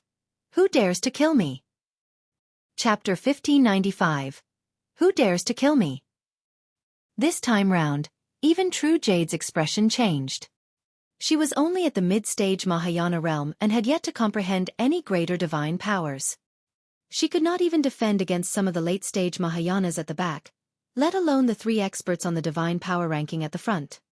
The strongest experts of Tianhuang mainland were still drawn to this 10,000 race meet in the end. These Mahayana patriarchs were usually in seclusion in the ancient battlefield comprehending divine powers. Unless their sects were met with a calamity, they would not appear in Tianhuang mainland. To think that more than 100 of them would arrive together today. Yin Lan frowned as well. Although she was from the Kuan race, she was only an early-stage Mahayana and did not have much of a chance of winning against late-stage human Mahayanas. Fellow Taoists. Patriarch Wu Hua cupped his fists towards the 100-odd Mahayana patriarchs on the other end and said in a deep voice, "Even if we kill Desolate Marshal, the primordial 6 races won't negotiate with us. Desolate Marshal isn't the only reason for today's matter." Suddenly, Patriarch Wu Tian said, "However, if you want to negotiate, you have to let our primordial 6 races see the sincerity of the human race. If you can't even bear to kill a half-martial ancestor Desolate Marshal, where's the sincerity of the human race?" Did you hear that? Matriarch Yu Luo caressed the kitten in her embrace and said indifferently, "There's a chance for us to sit down and negotiate with the primordial 6 races after killing Desolate Marshal. However, you won't even get that chance if you don't kill Desolate Marshal." Patriarch Su Jing said, "Since Desolate Marshal has the guts to impart martial arts to all living beings, there's nothing wrong with him sacrificing himself to fulfill the wishes of the human race." "That's right." Patriarch Fei Duan nodded as well. "Killing Desolate Marshal alone will prevent us from killing one another, and might even prevent us from fighting the primordial 6 races. What's there to hesitate about?" Although those words were nauseating, those 3 patriarchs were completely indifferent and spoke as though it was only logical. "Bullshit." Patriarch Wu Hua sneered. "To think that the 3 of you who are human patriarchs who are even ranked on the divine power ranking can spout such shameless words. What's the delay for? Hurry and kill Desolate Marshal." Demon ancestor Zhu Fa of Thousand Spider Sand Dunes sneered. "That's right." Demon ancestor Kong Ling nodded slightly as well. "The 1,000 demon meet is a rare opportunity. We can't let a single person ruin this grand event." The other demon ancestors expressed their stance as well. Apart from the Wild Lion Ridge's demon ancestor Wild Heaven who said nothing, the other demon ancestors of the 8 demon regions agreed to kill Desolate Marshal. Right then, the heavenly dipper wind that surged above the 9 heavens above the creation green lotus dissipated. Su Zimo healed the wounds in his body rapidly and his trembling body gradually calmed down. As the many patriarchs conversed, Su Zimo had already passed the first tribulation of the 3 calamities of Taoism. After the wind tribulation was the fire tribulation. If he could not tide through the wind tribulation, there was a chance he could survive. However, if he failed the fire tribulation, he would be burned into ashes without a corpse left. It was no ordinary fire, but the malevolent earth fire. Born from beneath one's feet, it shot through their glabellas and penetrated their entire bodies, burning their organs, meridians, limbs and orifices. It was the most dangerous. Swoosh! The malevolent earth fire surged and burst forth from Su Zimo's body. In the blink of an eye, it engulfed his entire body and burned furiously. Right then, Su Zimo slapped his storage bag and took out a black but exquisite fruit. "Ah, that seems to be malevolent spirit fruit." All the living beings of the 10,000 races watched this scene and exclaimed when they saw the fruit. 4 half-martial ancestor experts, the malevolent spirit fruit was way too attractive. It was practically a supreme treasure. That was because in the second stage of the divine power tribulation, the malevolent earth fire tribulation, consuming a malevolent spirit fruit would increase the chances of tribulation transcendence by at least 30%. For ordinary cultivators, the malevolent spirit fruit was completely useless and was merely a poisonous fruit. However, consuming it during the tribulation transcendence would neutralize the malevolent earth fire in one's body, It was extremely mysterious.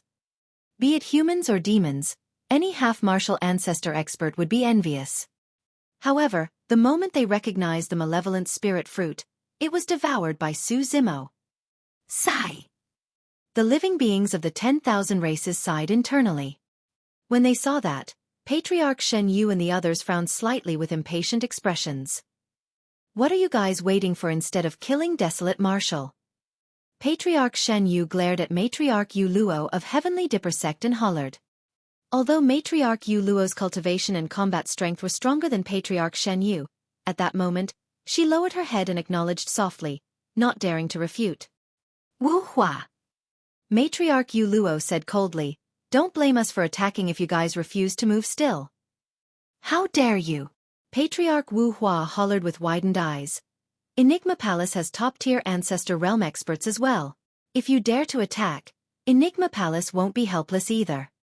Yufu, seems like you haven't figured out the situation yet. Patriarch Su Jing sneered, even the power of Enigma Palace's support won't be able to protect him today. Desolate Marshal will definitely die today. Patriarch Fei Duan had a menacing expression and waved his hand with a ferocious gaze.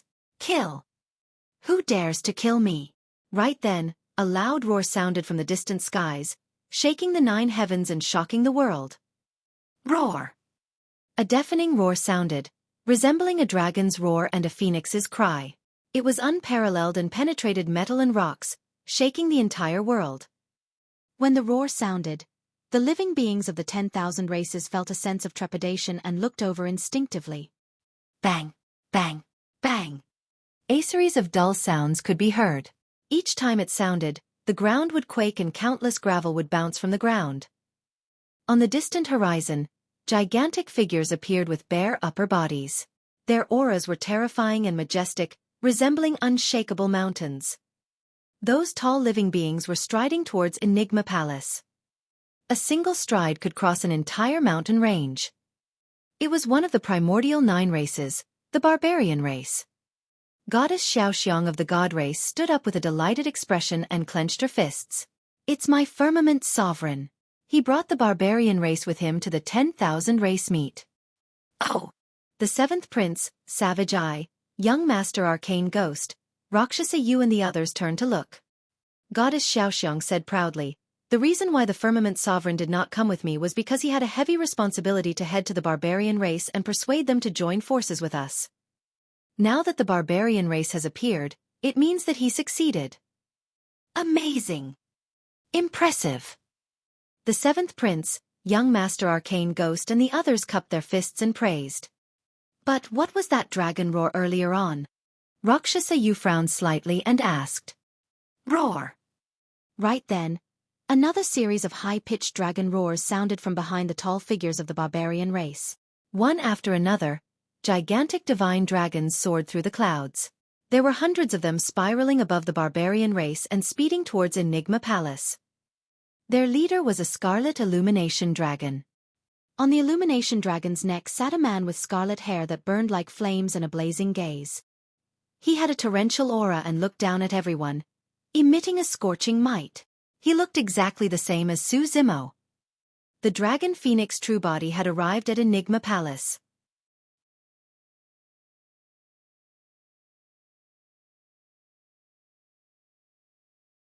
Chapter 1596. You'll be the first I kill. Chapter 1596. You'll be the first I kill. This was the first time the Dragon Phoenix and Green Lotus true bodies had reunited after the battle at Heaven and Earth Valley. All the living beings of the 10,000 races had heard that Desolate Marshal of the cultivation world had 2 true bodies. One of them even became the young master of the dragon race. However, not many people saw the 2 true bodies gather personally. Of course, apart from the primordial 6 races and Penglai Island, the other races, including the cultivation world, did not know that the Dragon Phoenix true body had already grown into a taboo. In their understanding, they thought that Long Mo was merely a pure dragon. This is Desolate Marshal's dragon true body? There's indeed no difference in his appearance. However, there's an extremely huge difference in his aura. Green Lotus true body, dragon true body. Which is Desolate Marshal's prime body? TM not sure. It should be the Green Lotus true body. The living beings of the 10,000 races discussed. This is going to be interesting. Desolate Marshal's dragon true body is leading the dragon race over. They are going to fall out with the primordial 6 races completely. He's just a dragon and it'll probably make no difference. That's right. From what the god race said, it seems like the barbarian race is going to join forces with the primordial 6 races. No matter what, given Desolate Marshal's character, there'll probably be a fierce battle. The aura of this dragon true body. The ancestor realm. When the dragon phoenix true body approached, a cultivator finally sensed it and exclaimed, Desolate Marshal's dragon clone has already entered the Mahayana realm. Patriarch Shen Yu and the others narrowed their eyes as well and glared at the dragon phoenix true body with wary expressions. Although they were all at the early stage Mahayana realm, the primordial races knew in their hearts that the true form of the dragon phoenix true body was a primordial taboo. We might not be a match for him in a one-on-one fight. Patriarch Shen Yu sent a voice transmission secretly. Let's be careful. If the dragon phoenix really dares to attack, the 5 of us should be able to suppress him. Yes.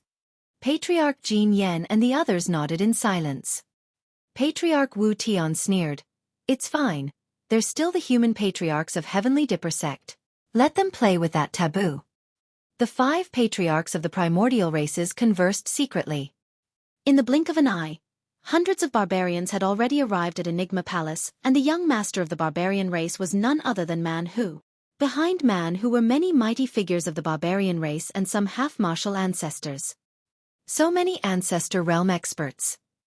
The barbarian race was alarmed when they arrived at Enigma Palace. Because of the breakthrough of the dragon phoenix true body, they were half a day slower and had just arrived. However, they had not expected that the situation here would change drastically the moment they arrived at Enigma Palace. The conflicts had escalated continuously and many patriarchs had already appeared. The dragons followed closely behind and descended in their human forms. The illumination dragon beneath the dragon phoenix true body was Solitary Cloud, who had once followed him. Behind the dragon phoenix true body, Long Tsong, Long Shi and the others were strikingly present as well. Among them were some half-martial ancestors of the dragon race. Interesting. A patriarch of Heavenly Dipper sect sneered. Desolate Marshal has 2 true bodies. His true body of the dragon race broke through to the Mahayana realm even before his true body of the human race. Right now, I'm confused. Desolate Marshal. Are you a human or a dragon? Those words were meant to kill. The gaze of the dragon phoenix true body shifted to the patriarch of Heavenly Dipper sect and asked expressionlessly, Were you the one who wanted to kill me earlier on? So what if I was? When the patriarch of Heavenly Dipper sect saw that he had many patriarchs around him, he was naturally fearless and raised his head slightly, refuting without fear. All right. The dragon phoenix true body nodded. You'll be the first I kill. Before his sentence was finished, the dragon phoenix true body flashed and crossed dozens of feet in the blink of an eye. He arrived before the patriarch of Heavenly Dipper sect and extended his palm. Clang! Clang! Sharp dragon claws extended from his fingertips and grabbed the head of the patriarch of Heavenly Dipper sect. The patriarch of Heavenly Dipper sect reacted extremely quickly and released a lesser divine power right away, attacking the dragon phoenix true body. Humph! The dragon phoenix true body smirked and did not dodge or avoid. The dragon claws merely grabbed gently and crushed the lesser divine power. The patriarch of Heavenly Dipper sect's expression changed and his pupils constricted. Instinctively, he wanted to summon his destiny dermic weapon. However, the dragon phoenix true body was extremely fast and did not give him a second chance. His palm descended and crushed the patriarch's head. The patriarch's body was like paper against the dragon phoenix true body's dragon claws. It was pierced with ease and the patriarch's essence spirit was crushed. Even if that patriarch of Heavenly Dipper sect possessed blood rebirth, it was absolutely useless with his essence spirit destroyed. Under countless gazes, the Mahayana patriarch of Heavenly Dipper sect was crushed by the dragon phoenix true body like an ant. The other patriarchs of Heavenly Dipper sect were not far away, but none of them could react to it. There were more than 100 Mahayana patriarchs. Among them, there were some at late stage and 3 at the perfected Mahayana realm. They had not expected that the early-stage Mahayana Dragon Phoenix true body would attack so decisively without any reservations under such circumstances. Matriarch Yu Luo, Patriarch Fei Duan and Patriarch Su Jing were still wary of the dragon race. The three patriarchs looked towards Patriarch Shen Yu and the others instinctively. Patriarch Shen Yu and the others nodded slightly, indicating that they could fight without any reservations. Matriarch Yu Luo and the other two were relieved. Should I call you Desolate Marshal or Long Mo? Matriarch Yu Luo caressed the kitten in her embrace and asked with a fake smile. The gaze of the Dragon Phoenix true body landed on the white cat's face instinctively and met its eyes. For some reason his heart stirred. It was an extremely uncomfortable feeling. The white cat did not have any cultivation aura and could not speak in human tongue. However, there was a strange expression in its eyes. The Dragon Phoenix true body shook his head gently and did not think too much about it. He swept past Matriarch Yu Luo and the others with a cold expression and asked once more, "Who else wanted to kill me?" "Humph." A patriarch of malevolent earth sect who had already received the order that he could attack freely sneered. "Long Mo, don't be arrogant. This is not the Dragon Bone Valley. Your dragon race doesn't call the shots here. We were the ones who wanted to kill you earlier on." A patriarch of Heavenly Dipper sect stood out and said in a deep voice, "If you still dare to attack, don't blame us for joining forces to suppress you." "All right." The Dragon Phoenix true body nodded. "Since you guys dare to admit it, I'll dare to kill you." Of course, the reason why the Dragon Phoenix true body attacked Heavenly Dipper sect, Malevolent Earth sect and Penglai Island first was not only because the three major sects wanted to kill the Green Lotus true body. Most importantly, the three major sects had already submitted to the primordial 6 races. That was something Su Zimo could not endure. Boom! The Dragon Phoenix true body stomped on the ground and leaped down from the skies. The blood chi in his body surged and he fell into the crowd.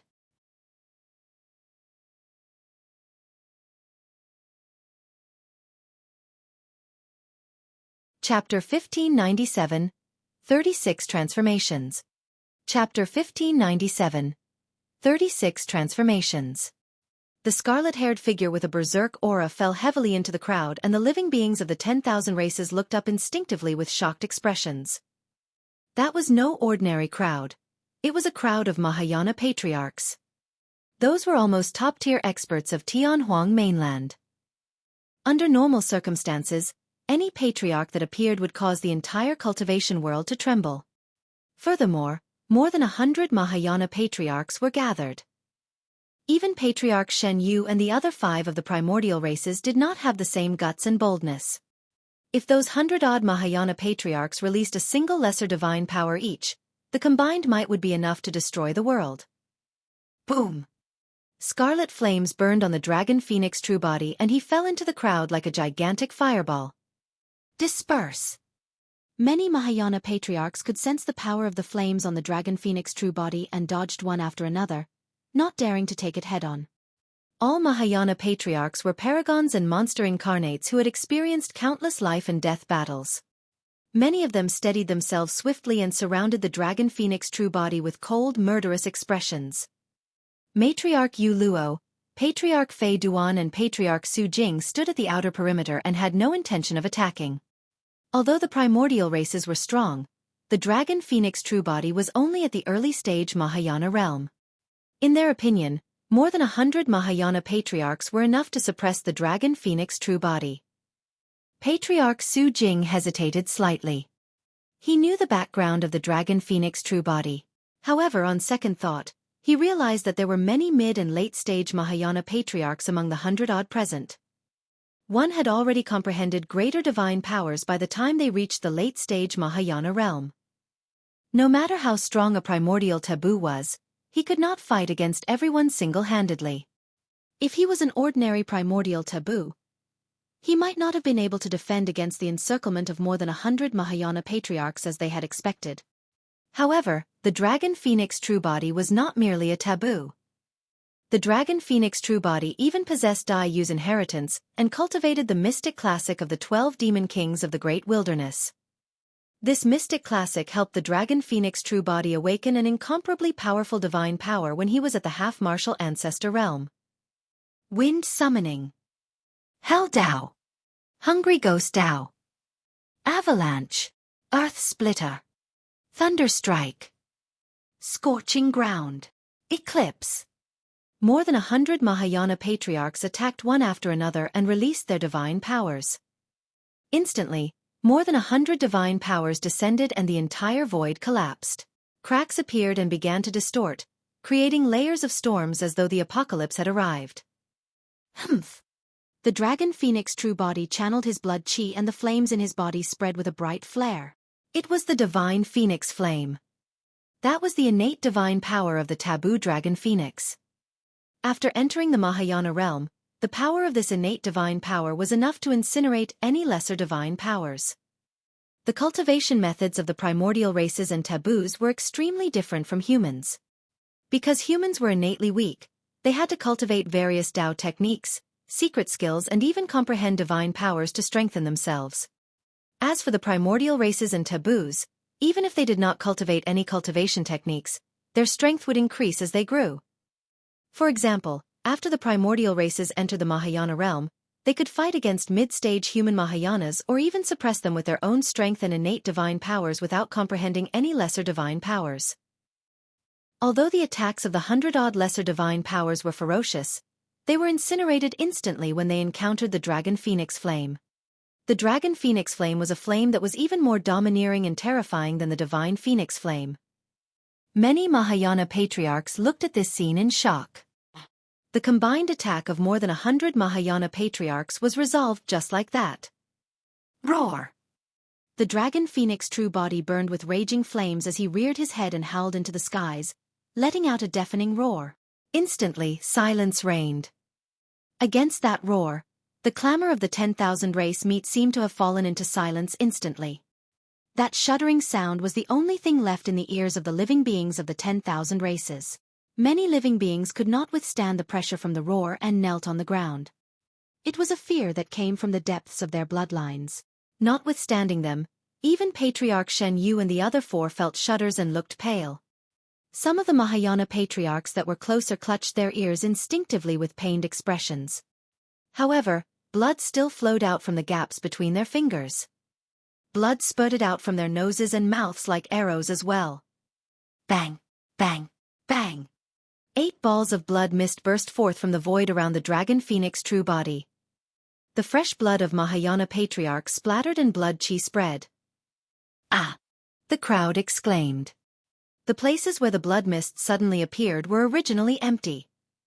Some of the places where the blood mists appeared were originally gravel or mud. However, to think that when the dragon phoenix true body roared, 8 Mahayana patriarchs would explode from those empty voids. A look of mockery flashed through the eyes of the dragon phoenix true body, and he was not surprised.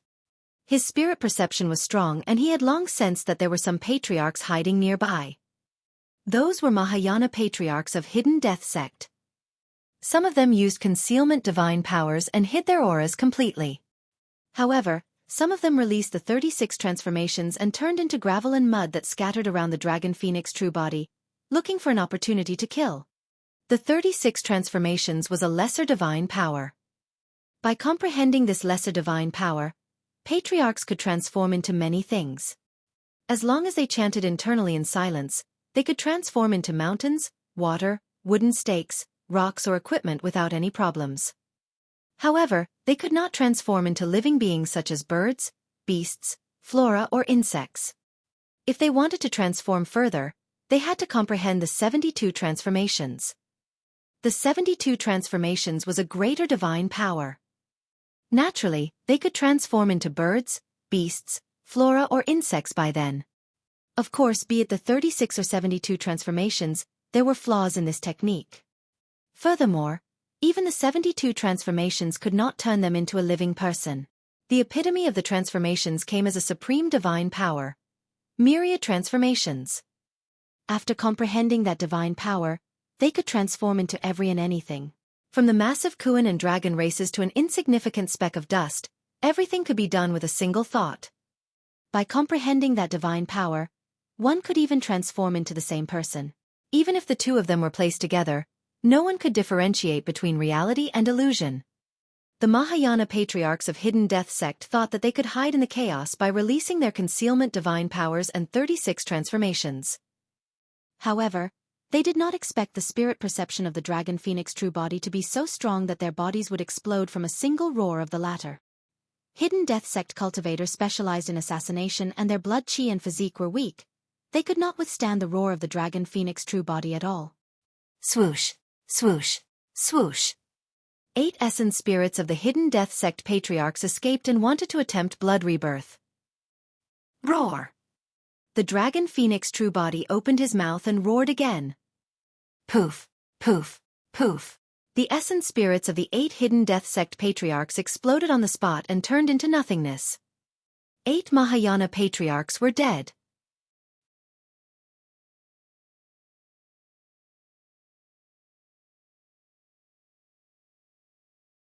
Chapter 1598. Unstoppable. Chapter 1598. Unstoppable. Kill. Many Mahayana Patriarchs were slightly stunned as they hollered and released many divine powers once more. They summoned dermic treasures one after another and smashed towards the Dragon Phoenix true body. Swoosh, swoosh, swoosh. Many flying swords turned into streams of light that sped over at an extremely fast speed. They arrived instantly with sharp sword chi. The Dragon Phoenix true body sneered and his spirit consciousness moved, causing a chilling saber to appear in his palm. Dragon Soul Saber. The Dragon Soul Saber was a connate dermic treasure to begin with, but its cultivation realm had fallen. Now, after the Dragon Phoenix true body entered the Mahayana realm, he tempered the Dragon Soul Saber with divine powers while he was rushing over and raised the quality of the Dragon Soul Saber to the level of a dermic treasure. Su Zimo gripped the Dragon Soul Saber tightly and raised his arm. The blood chi in his body surged as he slashed forward. Swoosh! When the saber slashed down, a torrential wave seemed to surge in front of the Mahayana Patriarchs. Countercurrent of the sea calming 5 stances. Suddenly, the color of the wave turned blood red instantly. The ocean had completely transformed into a blood sea with a chilling killing intent. Su Zimo's slash had fused the intents of Countercurrent and Azura Saber together, releasing an extremely terrifying impact. Although the flying swords were extremely sharp, the glow on them dimmed the moment they passed through the blood sea. Clang, clang, clang. The Dragon Soul Saber descended and slashed down the flying swords. The surrounding dermic treasures had already arrived. There was a towering mountain, a bedazzling jade hook, a mysterious silver needle, a sparkling treasure mirror. Many dermic treasures descended and blanketed the skies, almost forming an impenetrable trap. The expression of the Dragon Phoenix true body was unchanged as he gripped the Dragon Soul Saber with both hands and slashed at the void beside him. Boom, boom, boom. The surrounding blood sea was stirred by that slash and instantly formed a gigantic vortex that surged into the skies, circling around Su Zimo with a terrifying might. Many dermic treasures descended and fell into the blood sea vortex, causing their trajectories to deviate. All the dermic treasures missed. The blood sea vortex surged and grew. In the end, even the figure of the Dragon Phoenix true body vanished into the blood sea. Immediately after, the roars of dragons and tigers as well as the cries of apes and phoenixes could be heard from within the blood sea vortex. Terrifying figures appeared vaguely behind the blood sea, as though many domineering and violent demon kings had awakened. Rich and pure demonic chi burst forth from the blood sea vortex continuously, blanketing the skies of Enigma Palace. The next moment, one after another, massive demon beasts charged out of the blood sea towards the surrounding Mahayana Patriarchs. There was the wild bovine demon king that plowed the heavens. There was the sanguine ape demon king that thumped its chest and howled. There was the rampaging divine steed demon king. There was the desolate ocean dragon king that could overturn rivers and oceans. Every single terrifying demon king had menacing claws and were lifelike. They glared with bloodshot eyes and a torrential killing intent. The demon kings charged into the crowd and released shocking lethality. A Mahayana Patriarch of Heavenly Dipper sect channeled his divine power, wanting to knock back the incoming Stone Bear Demon King. However, his divine power did not create any ripples when it landed on the Stone Bear Demon King, and was easily dissipated by the latter's thick fur. Although the Stone Bear Demon King's body seemed clumsy and massive, It arrived before the Patriarch of Heavenly Dipper sect in the blink of an eye and leaned forward. That was a killing move from the mystic classic of the 12 Demon Kings of the Great Wilderness. When released, the Stone Bear Demon King was fluid as water and possessed a divine might. In his shock, the Mahayana Patriarch's body exploded instantly. A single push from the Stone Bear Demon King shattered him into pieces. Before his essence spirit could escape, the Stone Bear Demon King extended its massive bear paw and slapped down, slapping the essence spirit of the Heavenly Dipper sect Patriarch to death. Another malevolent Earth sect Patriarch wanted to kill the incoming Anaconda Demon King with his dermic treasures and divine powers. However, the Anaconda Demon King spiraled upwards and wrapped the malevolent Earth sect Patriarch rapidly. Its body exerted strength and minced the body of the Mahayana Patriarch. The Anaconda Demon King opened its mouth and devoured the malevolent Earth sect Patriarch. There was no chance for his essence spirit to leave his body. Heavens! What are those? The crowd exclaimed. All the living beings of the 10,000 races present were dumbfounded in shock. Although they had heard of the Dragon Phoenix true body, not many people had witnessed his capabilities. That should be Long Mo's bloodline phenomenon. A cultivator who had experienced the Battle of Heaven and Earth Valley said sternly. However, the cultivator paused for a moment before continuing. That bloodline phenomenon seems to have turned even more terrifying than during the battle at Heaven and Earth Valley. I noticed that as well. Compared to the battle at Heaven and Earth Valley, there seems to be an additional Demon King. In the crowd, there was a 6-tusked divine elephant that charged forward wildly and no Mahayana Patriarch could stop it. Its 4 legs sprinted and the ground shook while dust billowed.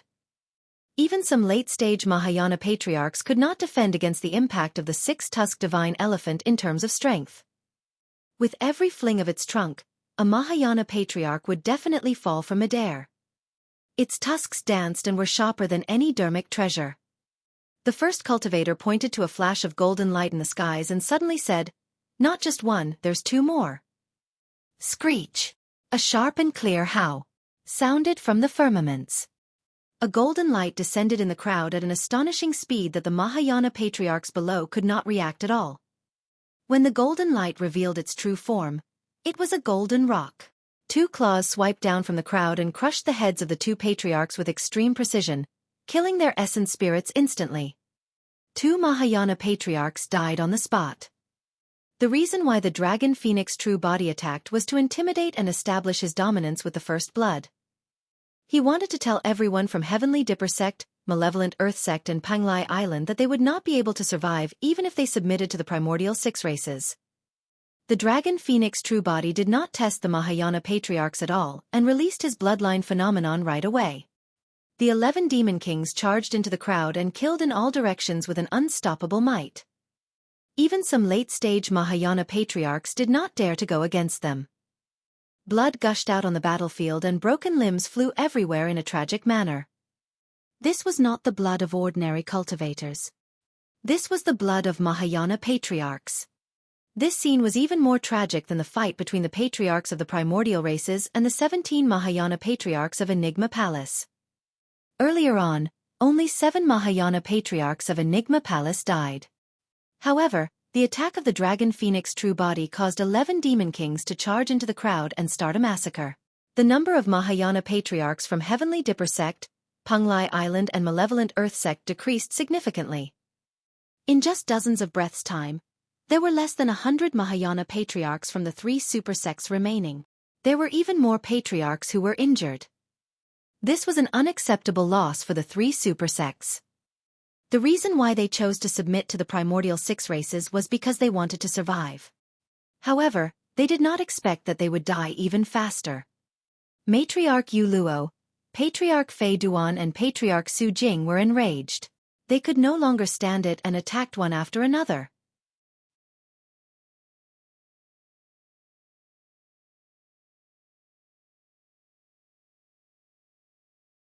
Chapter 1599. Background of the White Cat. Chapter 1599. Background of the White Cat. All 3 of them were at the perfected Mahayana realm. To cultivate to the perfected Mahayana realm, one had to comprehend at least 10 greater divine powers. The bloodlines, physiques and essence spirits of the three of them were many times stronger than the other patriarchs after experiencing the baptism of so many greater divine powers. Matriarch Yu Luo summoned her destiny dermic treasure, and it was a sword made of meteorite iron. It was extremely heavy and shone with a glow of stars as it descended like a meteor. Boom! That astral sword descended and pierced the Anaconda Demon King's body, locking it onto the ground. The Anaconda Demon King struggled furiously and roared into the skies, but it could not break free. Before long, the light of the Anaconda Demon King dimmed and its blood chi deteriorated before dissipating into the world. Those Demon Kings did not descend with their true forms to begin with. They were merely part of the Dragon Phoenix True Body's bloodline phenomenon. Patriarch Fei Duan summoned a fiend saber and beheaded the Wild Bovine Demon King. The Wild Bovine Demon King dissipated as well. Patriarch Su Jing summoned a gigantic gold and silver WYRM scissors and threw it into midair. It even transformed into two WYRMs. Snap! Snap! The pair of gold and silver WYRM scissors was extremely sharp. With a crisp sound, the scissors closed and cut the speeding golden rock into two, turning it into nothingness. After a series of attacks, the other demon kings were also on the verge of falling after being attacked by the divine powers and dermic treasures of the Mahayana Patriarchs. They were no longer a threat. Moon-eating heavenly hound. Matriarch Yu Luo's gaze landed on the Dragon Phoenix True Body and she released a greater divine power without hesitation. In front of her, a gigantic heavenly hound appeared in the blink of an eye. It had a violent gaze and sticky saliva drooled from its mouth as it glared at the Dragon Phoenix True Body not far away. Clearly, the heavenly hound had already treated the Dragon Phoenix True Body as the moon. It wanted to devour the Dragon Phoenix True Body. Malevolent Spirit Descent. Patriarch Fei Duan hollered softly and released his greater divine power as well. He channeled his spirit consciousness and seemed to be communicating with the nine hells. A sinister and pitch-black malevolent aura surged beneath his feet and swiftly formed a tall figure. It was as though a fiend had crawled out from the depths of the nine hells. The malevolent spirit let out a deep growl. As long as Patriarch Fei Duan's spirit consciousness moved, the malevolent spirit would lunge towards the Dragon Phoenix True Body and rip it into pieces. Ocean-severing slash. Patriarch Su Jing waved his palm as though he had conjured a saber and slashed towards Su Zimo's head. There was the saying of using a saber to cut water. When released, even the ocean could be split into two, let alone water. The Dragon Phoenix True Body had a fearless expression and a burning gaze. Although the 11 Demon Kings had already dissipated, their demonic chi did not disperse. They surged towards the Dragon Phoenix True Body and changed continuously behind him. Gradually, a terrifying living being was born from the scarlet demonic chi. It was a butterfly. The butterfly spread its blood-colored wings and hovered above Su Zimo's head. There were two bright moons imprinted on its wings, looking at Matriarch Yu Luo and the other two like a pair of cold eyes. The butterfly was only around 10 feet wide. No matter how one looked at it, it was extremely ordinary. However, for some reason, when the blood-colored butterfly appeared, the three of them, including Patriarch Shen Yu and the other 5, felt a sense of trepidation. It was as though a calamity was about to descend upon them the next moment. The heavenly hound was merely conjured by a greater divine power and did not possess sentience. It continued charging towards the Dragon Phoenix True Body murderously. The malevolent spirit swayed its massive body and lunged forward as well. In midair, a cold saber beam descended as though it wanted to slice the ocean into two. Suddenly, the blood-colored butterfly on the head of the Dragon Phoenix True Body flapped its wings gently. The motion was almost imperceptible. However, it created a shocking storm.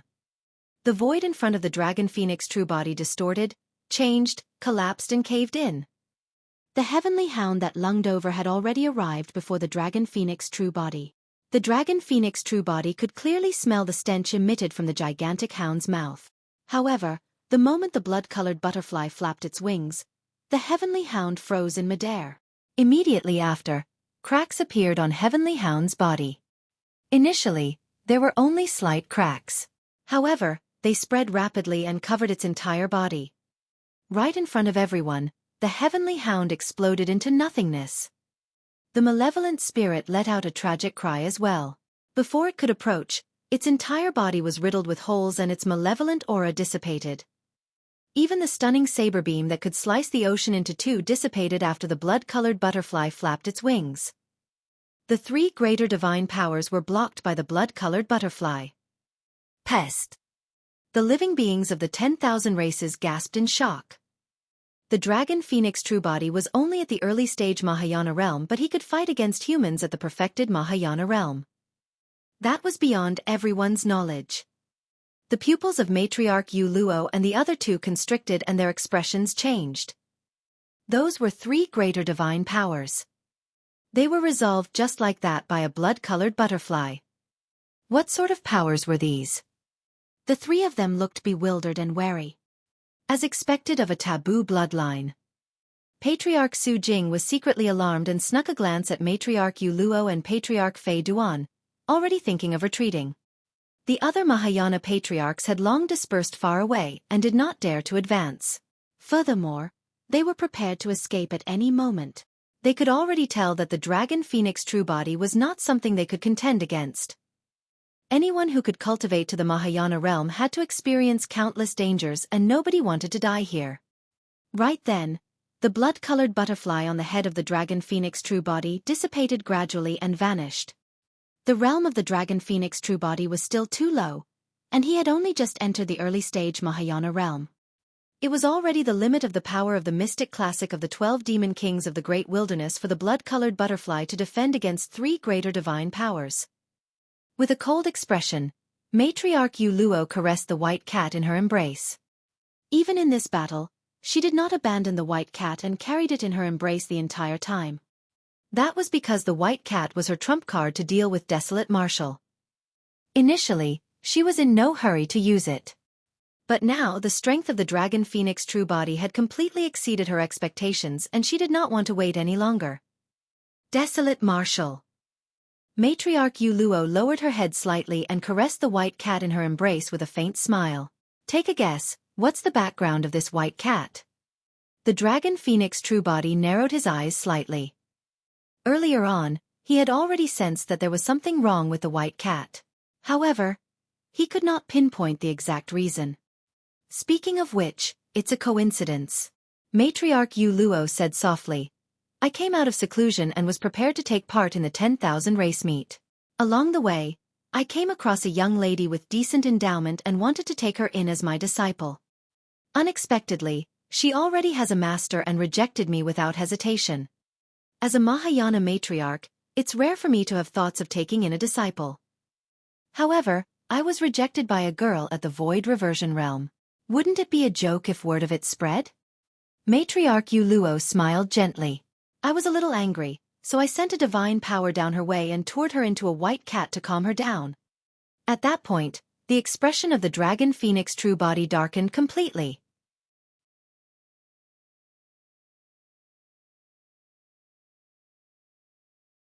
Chapter 1600, Two Choices. Chapter 1600, Two Choices. The white cat looked at the dragon phoenix Truebody not far away, as though it wanted to break free from Matriarch Yu Luo's embrace. However, Matriarch Yu Luo merely exerted slight strength in her palm and the white cat shuddered. Although it had a pained expression, it endured without saying anything. All the living beings of the 10,000 races were puzzled. They did not know why Matriarch Yu Luo would suddenly talk about the white cat in her embrace. Only the dragon phoenix Truebody knew that the white cat in Matriarch Yu Luo's embrace was his eldest disciple, Baiming Xue. He finally understood why there was a strange feeling in his heart when he saw the white cat. That was because the way the white cat looked at him was the same way Baiming Xue looked at him. Because the dragon phoenix Truebody was not the green lotus Truebody and had no true contact with Baiming Xue, he did not recognize her right away. Furthermore, even the green lotus Truebody wouldn't acknowledge it rashly after a single familiar gaze. There were 6 Daos in the world. Heavenly Dao, Human Dao, Azura Dao, Beast Dao, Hungry Ghost Dao and Hell Dao. Among the 6 Daos, the first 3 were the Dao of kindness. Once comprehended, they would become greater divine powers. The latter 3 Daos were evil. Once comprehended, they would become lesser divine powers. If he could comprehend all 6 of them and fuse them together, it would be a supreme divine power. The 6 Paths of Reincarnation. The divine power matriarch Yu Luo used to turn Baiming Xue into a cat belonged to the beast Dao. Once casted, the beast Dao could turn humans into various beasts. Unless any other Mahayana patriarch used the greater divine power of the human Dao to liberate them into human again, it would be difficult for them to recover to their previous state. The beast Dao was one of the evil Daos and was extremely vile. Furthermore, a Mahayana patriarch attacked to deal with a void reversion personally. In the past, the most dangerous situation Su Zimo faced was back when he was at the void reversion realm. He was hunted by a half-martial ancestor personally and almost lost his life. But now, Baiming Xue was targeted by a Mahayana patriarch. The Dragon Phoenix True Body knew very well that Baiming Xue was experiencing such a calamity because of him. Matriarch Yu Luo gripped the nape of the white cat gently such that the latter could not move as she said with a smile on her face still. This void reversion girl seems to be called Baiming Xue. Desolate Marshal. Do you know her? Ah! Before the Dragon Phoenix True Body could say anything, Carefree exclaimed. Carefree stood up and glared at Matriarch Yu Luo viciously with a murderous aura, wanting nothing more than to charge forward and devour her alive. What are you doing? Sit down. Yin Lan frowned slightly and pushed Carefree back. Sister, save that white cat. Carefree hurriedly sent a voice transmission, don't hurt that white cat. Yin Lan shook her head. Even without that white cat, I can't defeat Matriarch Yu Luo, let alone rescue that white cat safely. Carefree said with an anxious expression. Ask the clan leader to come then. He'll definitely be able to save the white cat. Don't be hasty. Yin Lan said. Your master is the one who is the most anxious. Isn't he very capable? Let's see what he has up his sleeves. Upon hearing Matriarch Yu Luo's words, the living beings of the 10,000 races gradually understood that Baiming Xue definitely had something to do with Desolate Marshal. Baiming Xue seems to be someone from the Baiming aristocratic family. She's Desolate Marshal's eldest disciple. Ah, I remember now. In recent years, a monster incarnate that cultivated the martial Dao has risen and is extremely strong. It's said that she has already obtained Desolate Marshal's true inheritance. No wonder Matriarch Yu Luo would attack a void reversion personally. Baiming Xue is in the hands of Matriarch Yu Luo. Unless Desolate Marshal disregards her life, he'll probably have to compromise out of cautiousness. Many cultivators whispered. The Dragon Phoenix True Body nodded. Baiming Xue is my eldest disciple. Oh! Matriarch Yu Luo faked surprise. What a coincidence. The Dragon Phoenix True Body had a cold expression and merely looked at Matriarch Yu Luo quietly. Matriarch Yu Luo burst into laughter. Desolate Marshal, this girl's talent is decent and I don't wish to hurt her. If you want to protect her, you'll have to agree to a few of my conditions. Don't worry, my conditions won't make things difficult for you. The Dragon Phoenix True Body was still silent. Matriarch Yu Luo smiled and continued. How about this? Don't say that I'm heartless. I'll give you a choice. Do you want your Green Lotus True Body or your disciple? You can only choose one. After she said that, a commotion broke out in the crowd. How should he choose? The Green Lotus True Body has not been easy to cultivate and is about to advance to the Ancestor Realm. Furthermore, it's the creation Green Lotus. How can he give it up? However, his eldest disciple has to die if he doesn't give it up. If Desolate Marshal chooses the Green Lotus True Body, he'll probably have to bear the guilt of his disciple in the future. Although he didn't kill Baiming Xue, she died because of him. That's a truly vile move. If Desolate Marshal were to leave her in the lurch, his Dao heart would probably waver. Desolate Marshal either has to destroy his Green Lotus True Body or his Dao heart. Many bystanders could tell of Matriarch Yu Luo's sinister intentions. The white cat in Matriarch Yu Luo's embrace suddenly struggled. Even if Matriarch Yu Luo exerted strength in her palm, the white cat did not care and merely struggled with all its might with a resolute gaze. Matriarch Yu Luo's fingernails were long. As the white cat struggled, her fingernails dug deep into its body, causing blood to flow out. Its snow-white fur was stained with blood. However, the white cat seemed like it could not feel any pain and was still resisting with all its might. The more it struggled, the more blood it bled. However, it refused to stop. In the palm of a Mahayana matriarch, the strength of this white cat seemed insignificant. However, it refused to give up and bit Matriarch Yu Luo's palm. If its teeth were snapped, it would use its claws to scratch. If its claws were crippled, it would use its head to smash. Sigh. A cultivator sighed. To think that Bai Ming Xue has such a tough personality. She doesn't want to implicate Desolate Marshal and wants to die. Senior sister. Carefree stood up and his vision gradually blurred as he exclaimed softly by instinct. A look of heartache and pity flashed through the Dragon Phoenix Truebody's eyes as he looked at the white cat that was struggling. An uneasy feeling surged through Matriarch Yu Luo's heart. Coupled with the constant struggles of the white cat in her embrace, she felt a sense of frustration. She retracted her smile and her expression turned cold. Desolate Marshal, I've given you a chance. It's not a difficult choice. It depends on what you want to give up. My patience is limited. She said coldly, if this white cat truly pisses me off, I can kill her at any moment. As my disciple, Bai Ming Xue will definitely encounter countless sufferings and dangers. I told her that before. The Dragon Phoenix Truebody finally spoke, however. Those sufferings can't be overly excess. Yu Luo, as a Mahayana matriarch, you attacked a void reversion personally. That's crossing the line. Want neither of the choices you gave me. The Dragon Phoenix Truebody looked at Matriarch Yu Luo and paused for a moment before saying slowly, TL make a third choice.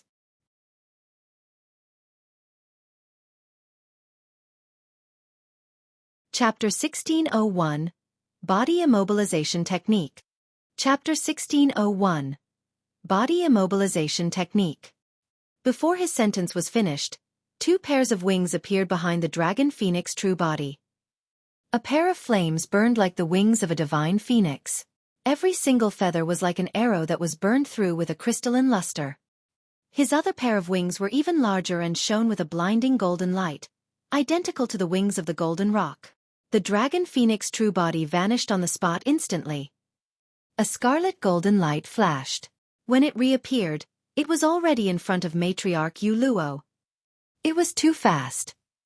Even though Matriarch Yu Luo was long prepared, that speed had already surpassed her expectations. Since you don't want to give up on the Green Lotus Truebody, your eldest disciple will die because of you. Matriarch Yu Luo hollered and exerted strength in her palm, wanting to kill the white cat in her embrace.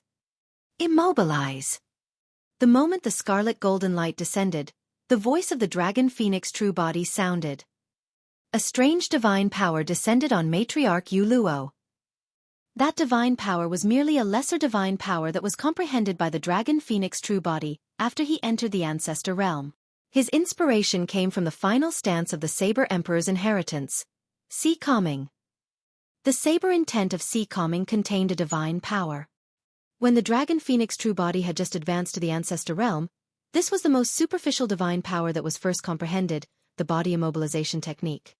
Matriarch Yu Luo's expression changed. The power of the divine power could restrict her figure such that she could not move at all. Of course, the power of that divine power was not strong. She could break free from the influence of that divine power in the blink of an eye. However, the problem was that the Dragon Phoenix Truebody was extremely close. Naturally, the Dragon Phoenix Truebody did not expect that a perfected Mahayana like Matriarch Yu Luo would be restricted to the spot and rendered immobile. What he wanted to do was for the body immobilization technique to lock Matriarch Yu Luo for an instant. In a fight between experts, an instant was all that mattered. A single thought was equivalent to a single moment. 20 thoughts was equivalent to an instant. For the Dragon Phoenix Truebody, this instant could not only protect Bai Ming Xue's life, but also kill Matriarch Yu Luo. As someone able to cultivate to the perfected Mahayana realm, Matriarch Yu Luo was not someone easy to deal with and realized how terrifying this matter was right away. She knew that she had made a mistake and lost the initiative. If she killed Bai Ming Xue, she might not get the chance to leave alive. Matriarch Yu Luo's reaction was extremely fast and she even abandoned her body. Her essence spirit left her body and transformed into a streak of light, escaping into the distance. Bang! The moment her essence spirit left her body was smashed into pieces by the Dragon Phoenix Truebody and fresh blood flowed. If her essence spirit was a step slower, she might have been killed by the Dragon Phoenix true body. Matriarch Yu Luo's essence spirit fled far away and channeled her spirit consciousness. In the blink of an eye, she conjured her body once more with a terrible expression. The Dragon Phoenix true body was in no hurry to kill her. Instead, he carried the white cat carefully. The moment the Dragon Phoenix true body's spirit consciousness moved, the wounds on Bai Ming Xue healed at a visible speed. However, he did not have the means to restore Bai Ming Xue to her human form. Once released, the beast Dao was irreversible. There was no way to dispel it without the divine power of the human Dao. The Dragon Phoenix true body held the white cat with both hands and felt a sense of guilt. As though it could sense the guilt and self-blame in the Dragon Phoenix true body's heart, the white cat lowered its head and rubbed against his palm. Everyone present, does anyone know the human Dao greater divine power? I, Desolate Marshal, will definitely remember this favor. The Dragon Phoenix true body surveyed the surroundings and asked loudly. No one replied. The 6 Dao divine powers were considered as divine powers of the Buddhist monasteries and were difficult to comprehend without the deep foundation of the Buddhist monasteries. The Dragon Phoenix true body said softly, Bai Ming, my capabilities are limited right now and I can't transform you back yet. However, don't worry, I can help you vent your anger on whoever bullied you. With that said, the Dragon Phoenix true body turned around and glared at Matriarch Yu Luo coldly in the distance. Bitch, how dare you? Swoosh. The Dragon Phoenix true body leaped and flapped his 4 wings, charging towards Matriarch Yu Luo. Fellow Taoists Fei Duan and Su Jing, help me. Matriarch Yu Luo was alarmed and called for help immediately. Patriarch Su Jing's gaze flickered and he stood on the spot without advancing rashly. On the other hand, Patriarch Fei Duan did not think too much about it and summoned his destiny dermic treasure, prepared to help. Right then, the skies darkened and a terrifying might descended, enveloping the skies of Enigma Palace. Patriarch Fei Duan looked over instinctively. The Dragon Phoenix true body had already vanished. In his place was a massive variant demon beast with a dragon's head and phoenix's tail. Its body burned with scorching golden flames and its claws were sharp. After the demon beast descended, the living beings of the 10,000 races felt an uncontrollable fear and shuddered. That aura was enough to stun all living beings of the 10,000 races. Even Patriarch Shen Yu and the other 4 were silent with deep fear in their eyes. Patriarch Fei Duan was about to charge forward when he saw that. His legs went limp and his voice trembled. Taboo Dragon. Phoenix. The Dragon Phoenix true body was only at the early stage Mahayana realm. Given his combat strength, it was not impossible for him to fight the Dragon Phoenix true body. However, the fear towards taboos had long been embedded in his bones. Even the Mahayana patriarchs of the primordial races retreated in fear instinctively when they saw the primordial taboo, let alone him. It was only at that moment that the living beings of the 10,000 races realized that Desolate Marshal's true body was not the Dragon true body, but the Dragon Phoenix true body. In this generation, 2 of the 3 primordial taboos had already been born. Apart from a few people, the other living beings did not realize that all 3 primordial taboos were present at the 10,000 race meet. Some cultivators with sharp eyes could see clearly that many scales on the back of the taboo Dragon Phoenix had stood up, forming a circle to deflect the surrounding flames. In the circle was a white cat. It was Desolate Marshal's eldest disciple, Bai Ming Xue. Even if Bai Ming Xue has been turned into a beast, it's worth it. That's right. Who in the world can ride on the back of a taboo Dragon Phoenix? Many living beings lamented. Patriarch Fei Duan recognized the origin of the taboo Dragon Phoenix and retreated stealthily, afraid that he would attract the attention of the Dragon Phoenix true body. There was no one beside Matriarch Yu Luo on the battlefield. At that moment, Matriarch Yu Luo's face was pale as well. She had not expected that she would provoke such a terrifying existence. Desolate Marshal, there must be some misunderstanding here. Matriarch Yu Luo forced a smile and tried her best to explain. Her dominance and confidence from earlier on had vanished without a trace. You don't have to explain it to me, the Dragon Phoenix true body said coldly. Suddenly, he opened his mouth and spewed out scarlet flames. To be precise, those were no longer flames, but scarlet lava. After the evolution of the innate divine power, the Dragon Phoenix flame had already turned even more terrifying, turning into rumbling lava that poured down on Matriarch Yu Luo.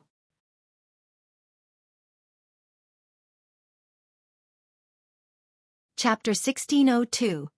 No Humiliation. Chapter 1602. No Humiliation. Frost Barrier.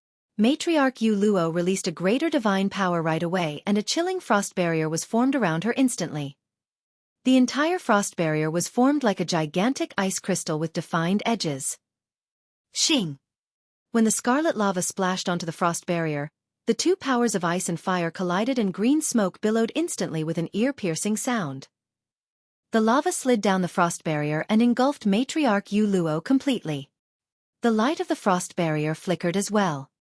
The edges of the ice crystals had already been melted by the lava.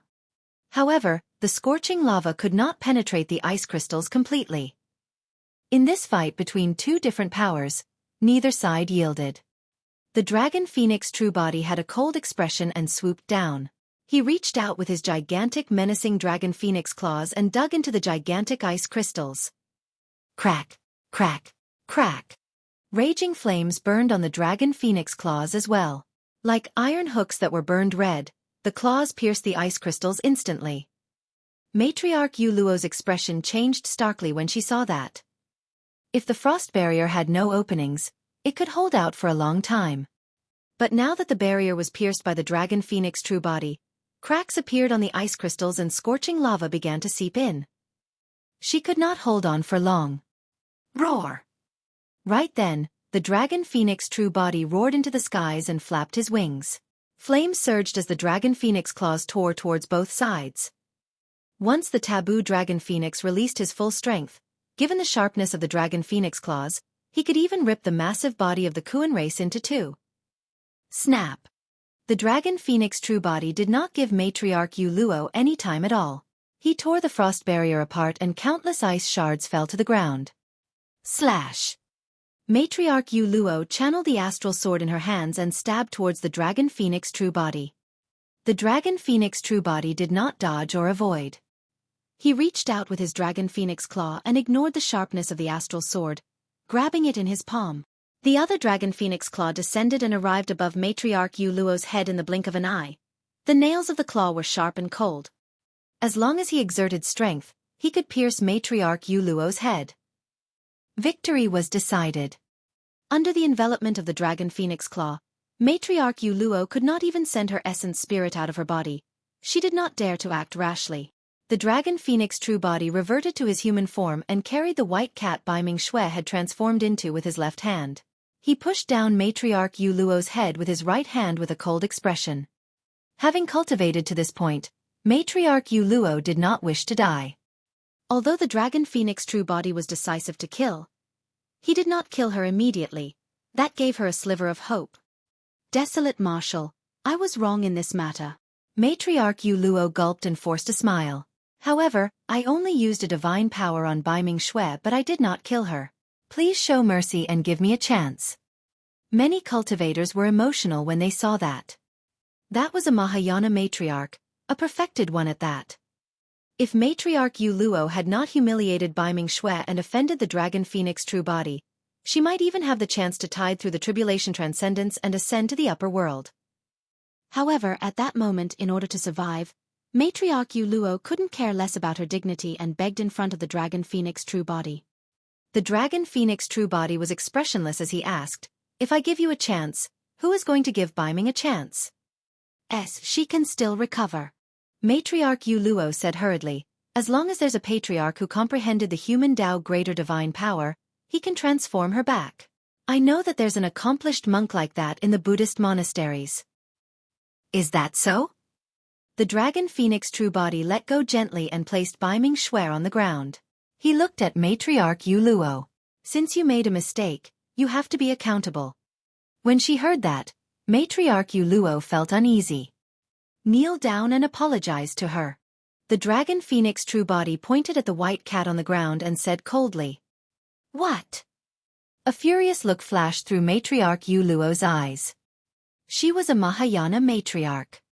The fact that she had to plead humbly in front of everyone's watchful eyes was her bottom line. But now the Dragon Phoenix true body wanted her to kneel down and apologize to a white cat, a beast. Desolate Marshal. Matriarch Yu Luo frowned and said sternly with widened eyes, "As a Mahayana matriarch, I have my dignity and pride. Even if I have to die here, I won't kneel to a beast."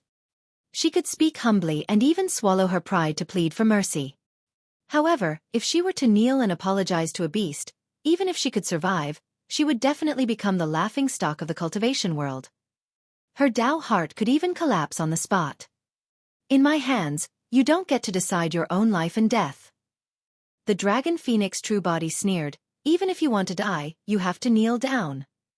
The Dragon Phoenix true body extended his leg and tapped Matriarch Yu Luo on the knees gently, causing the sound of bones cracking to ring out. Crack, crack, crack. Matriarch Yu Luo's knee was shattered by the Dragon Phoenix true body and not a single bone was intact. Ah! Matriarch Yu Luo cried in pain with a pale expression.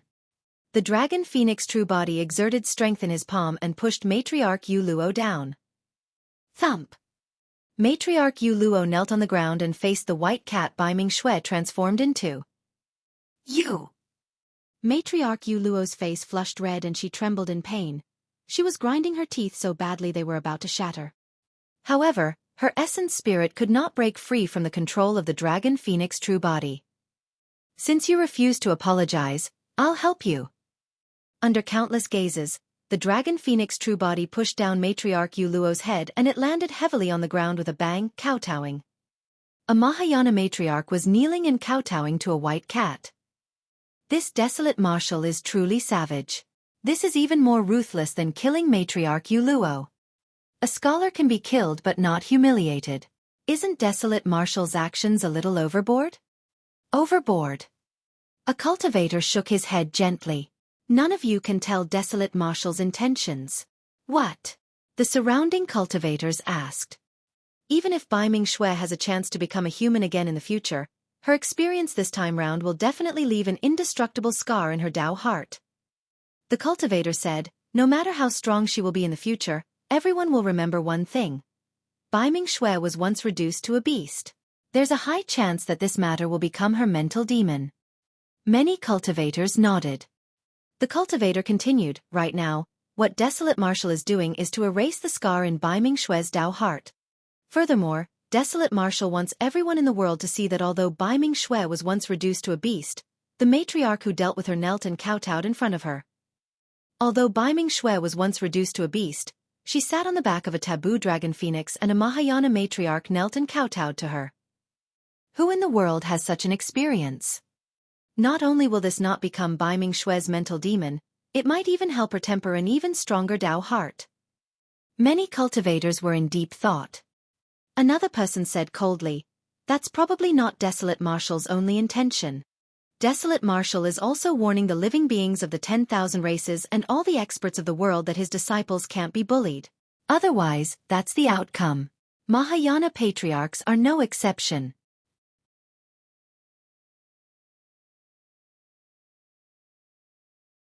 Chapter 1603. Slaying the Goddess. Chapter 1603. Slaying the Goddess. Bang, bang, bang. The Dragon Phoenix true body pushed Matriarch Yu Luo's head into 3 kowtows. With every single sound, the living beings of the 10,000 races shuddered. After 3 kowtows, Matriarch Yu Luo's forehead was already blood red. "Desolate Marshal!" Matriarch Yu Luo shrieked, "I'll fight you." She activated her secret skill and her essence spirit burned. An extremely domineering power burst forth from her body and she was almost about to break free from the control of the Dragon Phoenix true body. That was a suicidal secret skill. She could obtain immense power in a short period of time by burning her essence spirit. Poof! Unfortunately, the Dragon Phoenix true body did not give her the chance. The moment Matriarch Yu Luo burned her essence spirit, the Dragon Phoenix true body had already extended his fingernails and pierced her head, assassinating her essence spirit. The 34th on the divine power ranking, the perfected Mahayana of Heavenly Dipper sect, Matriarch Yu Luo, died in Enigma Palace with endless resentment. The Dragon Phoenix true body stood up slowly and surveyed his surroundings. None of the remaining dozens of Mahayana patriarchs dared to meet his gaze. Enigma Palace was silent. All the living beings present were stunned by the powerful methods of the Dragon Phoenix true body. Patriarch Yin Lan's spirit consciousness moved and he sent a voice transmission, as expected of a primordial taboo. His methods are way too ruthless. Thankfully, we have these patriarchs of the human race to take the blow for us. Otherwise, it won't be easy for the 5 of us to deal with it if we're suddenly faced with these attacks as well. Yes, let Long Mo kill these human patriarchs. The more intense their fight is, the more advantageous it will be for us. Patriarch Wu Tian said coldly, when Long Mo is almost done fighting with the remaining Mahayana patriarchs, he probably won't have many trump cards left. At that time, the 5 of us can kill him together. That's right. Patriarch Shen Yu smiled gently. Desolate Marshal, there might have been some misunderstandings earlier on. Patriarch Fei Duan coughed gently and cupped his fists. We're also here to facilitate the peace talks with the primordial 6 races. We don't have any intention of targeting you, fellow Taoist. That's right, the 10,000 races are gathered for this 10,000 race meet. It's better for everyone to sit down and discuss lest there's another massacre, Patriarch Su Jing said with an embarrassed smile. In the face of the taboo Dragon Phoenix, even the 2 perfected Mahayana patriarchs, Fei Dian and Su Jing, had to bow down. Although they had submitted to the primordial 6 races, they were no fools. If they continued fighting the Dragon Phoenix true body, it would only result in an internecine outcome. The reason why the 3 super sects chose to submit to the primordial 6 races was because they wanted to protect their sect's legacy and their lives. But now, their 3 major sects had suffered immense losses before the 10,000 race meet even began. Patriarch Shen Yu and the others glared at Patriarch Fei Duan and the others with sharp gazes. However, the many patriarchs either lowered their heads or avoided their gazes, pretending to be ignorant. The gaze of the Dragon Phoenix true body swept past Patriarch Fei Duan, Patriarch Su Jing and the others. After a moment, he nodded. All right, since you guys want to sit and talk, behave yourselves and sit obediently. Nobody is allowed to leave Enigma Palace without my orders. That's not a problem. The many patriarchs heaved a sigh of relief and returned from afar. They wanted to see the final outcome of this 10,000 race meet as well. Patriarch Fei Duan and the others finally relaxed. If the Dragon Phoenix true body wanted to continue with a massacre, they would have to escape from this place. When they saw that, Patriarch Shen Yu and the others frowned. Initially, they were waiting for the patriarchs of the 3 super sects and the Dragon Phoenix true body to continue fighting. It would be best if both parties were injured and they could reap the rewards. To think that both parties would stop. This caused the plans of Patriarch Shen Yu and the other 4 to be overturned instantly. The moment the Dragon Phoenix true body descended, he went on a massacre and suppressed the patriarchs of Heavenly Dipper sect and the other 2 super sections. His aim was to intimidate and establish his dominance. He did not expect to make the 3 super sects submit single-handedly. However, at the very least, the 3 super sects would not become latent dangers for the human race at the 10,000 race meet. Now that he had accomplished his goal, it was time for him to stop. The Dragon Phoenix true body knew very well that his true enemies and the true threat of the human race were the primordial 6 races. Man who? Right then, Goddess Xiaoxiang stood out and asked in a deep voice, "Where's the firmament sovereign?" He went to the barbarian race. Why didn't he come with you? When the battle broke out earlier on, she scanned the crowd continuously but could not find any traces of the firmament's sovereign. Now that the battle was paused, she could not help but stand out. This man who scratched his head with an awkward expression. He's dead. The Dragon Phoenix true body carried Bai Ming Xue and handed her to Long Shi. When he heard Goddess Xiaoxiang's question, he replied indifferently. What? Goddess Xiaoxiang was slightly stunned as she glared at the Dragon Phoenix true body and grit her teeth. Repeat yourself. The Dragon Phoenix true body turned around and walked towards the side of the god race with a calm expression, saying slowly, "Didn't you hear it clearly? I've already killed the firmament sovereign." Goddess Xiaoxiang shuddered as though she was struck by lightning. Young Master Arcane Ghost and the others were secretly speechless as they looked at Goddess Xiaoxiang with a strange gaze. Earlier on, She was still boasting about how the Firmament's sovereign shouldered the heavy responsibility of inviting the barbarian race over. From the looks of things now, it was uncertain whose side the barbarian race was on. Long Mo. Goddess Xiaoxiang's eyes were filled with endless hatred as she glared at the dragon phoenix true body and said coldly, "Don't be smug. One day, my cultivation will definitely surpass you. I'll take revenge for the Firmament sovereign personally and make you pay with blood." Why wait till then? The dragon phoenix true body had a calm expression and did not stop walking. He was getting closer to Goddess Xiaoxiang and said indifferently, "Since you guys are so close, I'll send you on your way right now so that you can reunite." Before his sentence was finished, the dragon phoenix true body swayed and strode forward. Boom! Boom! The ground shook and the mountains trembled. That single stride seemed to cross dozens of feet. In the blink of an eye, the dragon phoenix true body had already arrived before Goddess Xiaoxiang and slapped down. "Watch out!" Patriarch Shan Yu sensed that something was amiss and reminded hurriedly. However, it was too late. Goddess Xiaoxiang was only a half-martial ancestor. Against the Mahayana realm dragon phoenix true body right in front of her, she was completely helpless. "You!" Goddess Xiaoxiang only managed to utter a single word before the palm of the dragon phoenix true body slapped her on the head. Bang! Her peerlessly beautiful face was shattered by a single slap of the dragon phoenix true body, turning into a blood mist. Goddess Xiaoxiang's essence spirit was dispersed by that power and turned into nothingness. Goddess Xiaoxiang was dead. It was only then that the living beings of the 10,000 races realized what was happening as a series of exclamations broke out from the crowd. Many cultivators were shocked as well. Nobody expected that the dragon phoenix true body would suddenly turn to the god race and kill Goddess Xiaoxiang on the spot after a ceasefire with Heavenly Dipper sect and the other two super sects. From the moment the dragon phoenix true body attacked till Goddess Xiaoxiang's death, it only took a single breath. Even Patriarch Shen Yu and the others could not save her in time.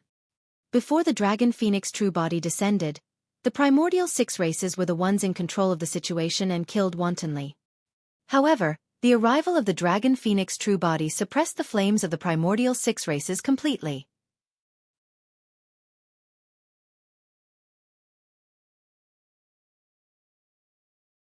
Chapter 1604. Leave no one alive. Chapter 1604. Leave no one alive. Desolate Marshal.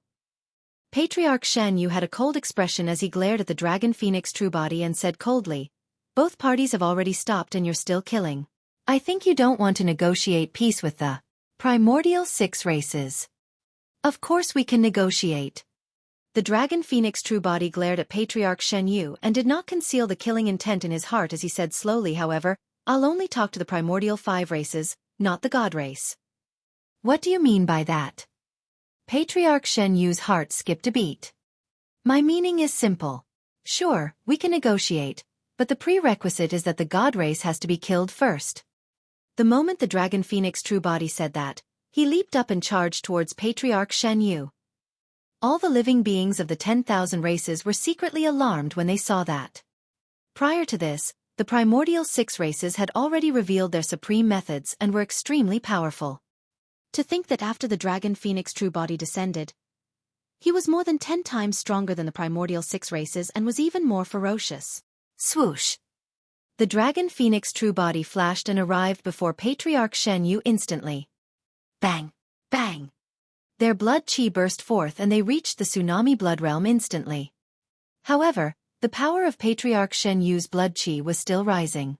An ancient and mysterious pyramid appeared beneath him with millions of living beings kneeling and praying with reverence on their faces. Kill! Naturally, Patriarch Wu Tian, Patriarch Tsang Ming, Patriarch Jin Yen and Patriarch Li Ying would not stand by idly. They hollered and released 4 innate divine powers. Innate Curse. Eye of Storm. Sun Essence Fire. Hurricane Wings. A strange power descended in the consciousness of the dragon phoenix true body, and enveloped the scarlet-haired essence spirit rapidly. The curse technique descended upon his consciousness out of nowhere and was impossible to defend against. However, the dragon phoenix true body ignored it. His consciousness was like a massive world. There was a vast land within with demon kings with terrifying auras. A wild bovine plowed the heavens and a divine elephant cried. Outside the land, there was a black ocean with a dragon king overlooking it. A gigantic spirit turtle was faintly visible in the surging waves. Even in the skies, there was a golden rock flapping its wings. Before the power of the curse could approach the scarlet-haired essence spirit, it was shattered into nothingness by the roars of the demon kings. Patriarch Songming's heavenly eye opened up and a violent storm was formed. There were electric arcs surging within, as though it could rip everything in the world into pieces. It was hard to imagine that the power of this divine power was conjured by a single eye. The heavenly eye opened and a storm descended. At the same time, Patriarch Jin Yen reared his head and howled into the skies, spitting out a stream of scorching golden flames that resembled the sun. Patriarch Li Ying released hurricane wings and his movement technique became even faster. He almost vanished from everyone's line of sight. Swoosh! He wielded two sabers and slashed towards the head of the Dragon Phoenix true body.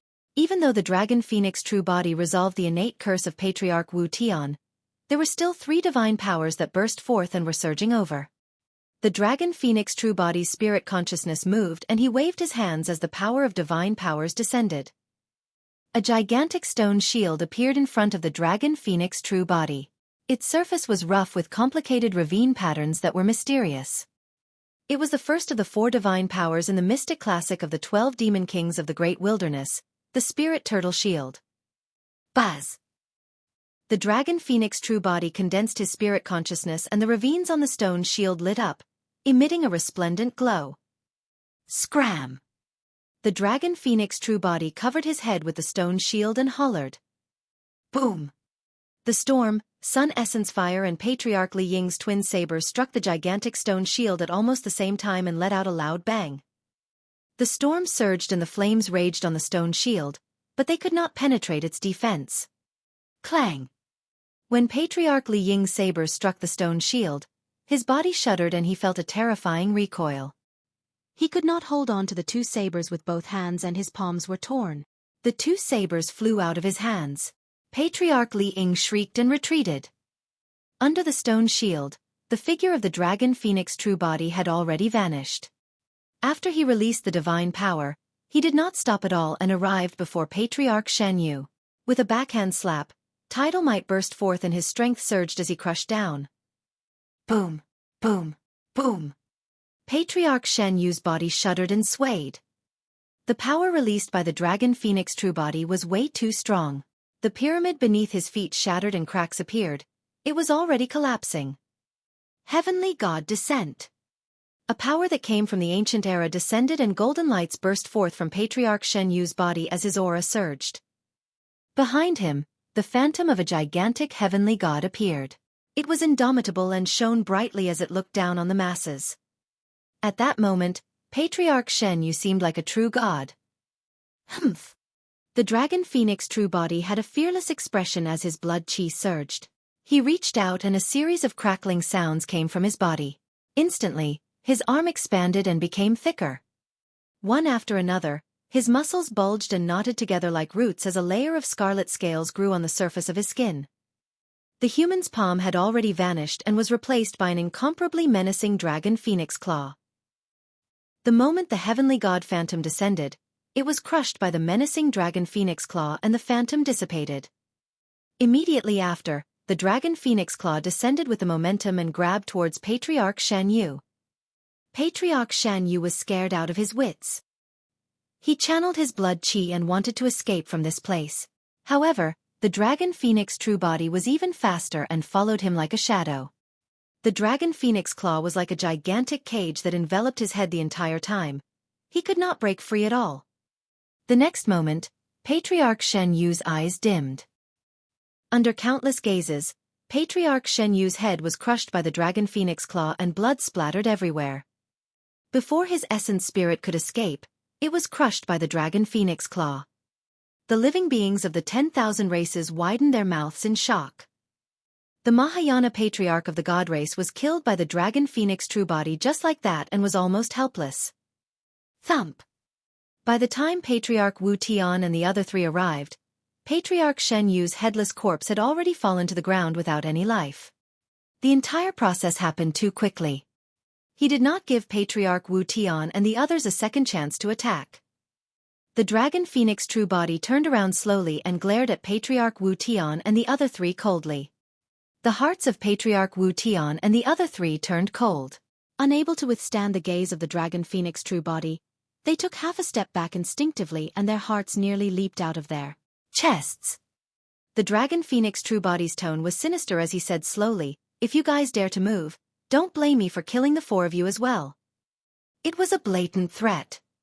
His tone was filled with disdain, as though he was going to crush 4 ants. Patriarch Wu Tian and the other 3 were stunned on the spot and did not dare to move. Although the primordial 6 races had joined forces, Patriarch Shan Yu was already dead. There was no need for them to risk their lives for a dead man. Desolate Marshal. A mighty figure of the god race stood out and shouted, "You killed our sovereign, goddess and even ancestor god. The god race will definitely tear you into pieces and make you pay with blood." "Is that so?" The Dragon Phoenix True Body was expressionless as he waved his hand. "Dragon race, listen up. Kill these god race beings. Leave no one alive."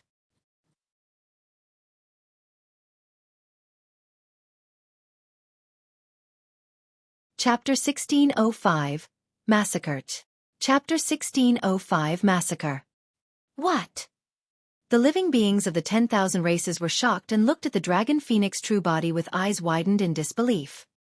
Even the primordial 6 races and many god race beings present could not believe that the Dragon Phoenix True Body would issue such an order, let alone them.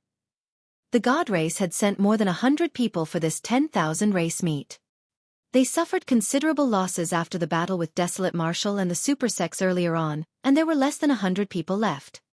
The remaining god race beings were all mighty figures and half-martial ancestors.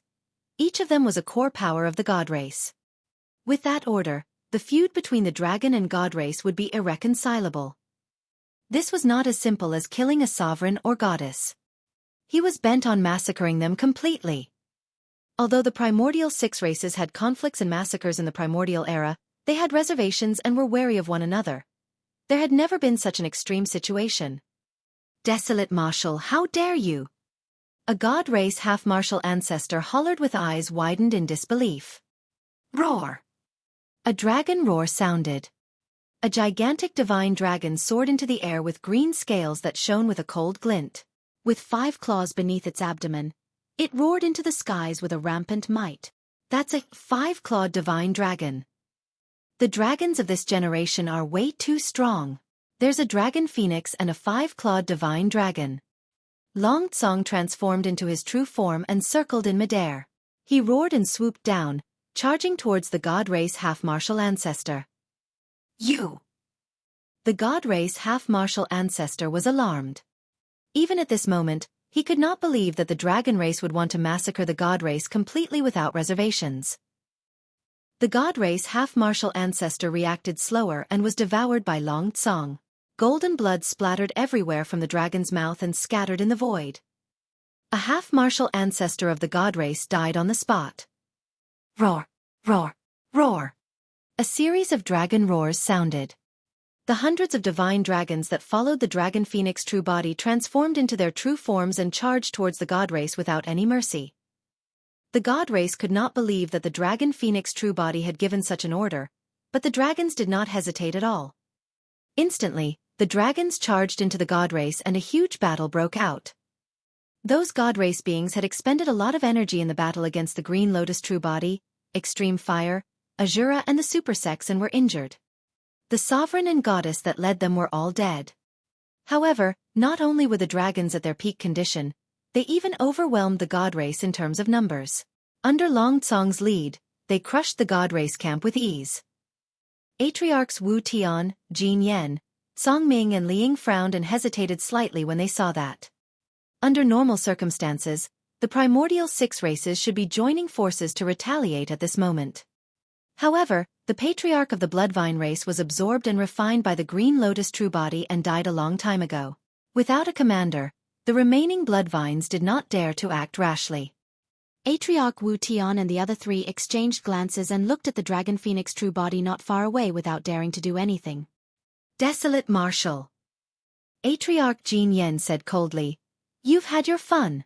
The dragon race might have been able to protect you if you merely killed a sovereign and goddess. But now that you're bent on exterminating the god race, you'll definitely provoke the ancestor god experts of the god race. At that time, even the dragon race won't be able to protect you. Patriarch Wu Tian said coldly as well. The god race will definitely sense the death of so many god race beings. You're in big trouble. Is that so? The dragon phoenix true body sneered. Let's see what sort of figures from the god race will descend here. The battle was still ongoing. In just half an hour, the god race suffered immense losses. Ow! Ow! Monkey and the others could not hold it in any longer when they saw the dragons killing to their heart's content. They joined the battlefield with the spirit tiger and the others to help the dragons hunt down the god race. The cultivators of the super sex did not move. They were still wary. There were not many people who dared to behave recklessly like Monkey and the others. Suddenly, a massive energy fluctuation spread out above Enigma Palace. The void split open and released streams of blinding golden light that emanated an extremely terrifying aura. The situation on the side of the god race had finally alarmed the other ancestor gods. Two bedazzling golden figures walked out from the crack. The person on the left was a gray-haired old man who was hale and hearty with bright eyes. On the right was a middle-aged man with golden hair, blue eyes and a handsome face that was almost perfect under the illumination of the golden light. Two ancestor gods had descended. Desolate Marshal, you're finished. Patriarch Jin Yen looked at the two ancestor gods and sneered. The old man on the left is Patriarch Divine Frost and the one on the right is Patriarch Divine Duel. Both of them are at the mid-stage Mahayana realm. For the primordial races, a mid-stage Mahayana was equivalent to a human-perfected Mahayana who had comprehended many greater divine powers. In fact, they could even suppress perfected human Mahayanas. Just reminded you. Wu Tian sneered as well. You're in big trouble. If you had stopped earlier on, you might have been saved. But now, it's too late for regrets. Before he could finish, the dragon phoenix true body swayed and had already charged towards the two ancestor gods in midair with a murderous intent. What is Desolate Marshal trying to do? Patriarch Wu Tian and the other three widened their eyes in shock. Is Desolate Marshal crazy? He's actually going to fight two mid-stage Mahayana ancestor gods. Even if he's the dragon phoenix taboo, isn't that way too arrogant? How many trump cards does he have left? Patriarch Wu Tian and the others sneered internally. Dragon race, you guys have a death wish. On the left, the old man from the god race, Patriarch Divine Frost, withdrew a gigantic golden spear from his storage ring. Pausing in midair, he hollered with a loud bang. Mind your own business first. Alright then, the dragon phoenix true body had already descended. He reached out and grabbed Patriarch Divine Frost's head. Watch out! Patriarch Divine Duel on the left reminded as the storage ring on his finger flashed. Instantly, a gigantic golden sword and shield appeared on his left hand. Die! Patriarch Divine Frost shook his gigantic spear and stabbed towards the dragon phoenix true body. Patriarch Divine Duel raised his gigantic golden sword and slashed down at the dragon phoenix true body as well. Immobilize! The dragon phoenix true body summoned the dragon soul saber and slashed in the direction of the two ancestor gods. The saber force changed instantly in midair and released sea calming. The lesser divine power, the body immobilization technique, descended on the two ancestor gods. Without the need for the two ancestor gods to defend intentionally, the blood chi in their bodies seemed to have been triggered and burst forth, surging with a golden glow. The body immobilization technique divine power dissipated instantly. The body immobilization technique had no effect on the two ancestor gods at all. Clang! The dragon soul saber struck the gigantic golden spear and gigantic golden sword and sparks flew as an ear-piercing sound of metal clashing echoed. The dragon phoenix true body shuddered and took half a step back. The dragon soul saber was sent flying as well, turning into a streak of light and disappearing into the crowd behind him.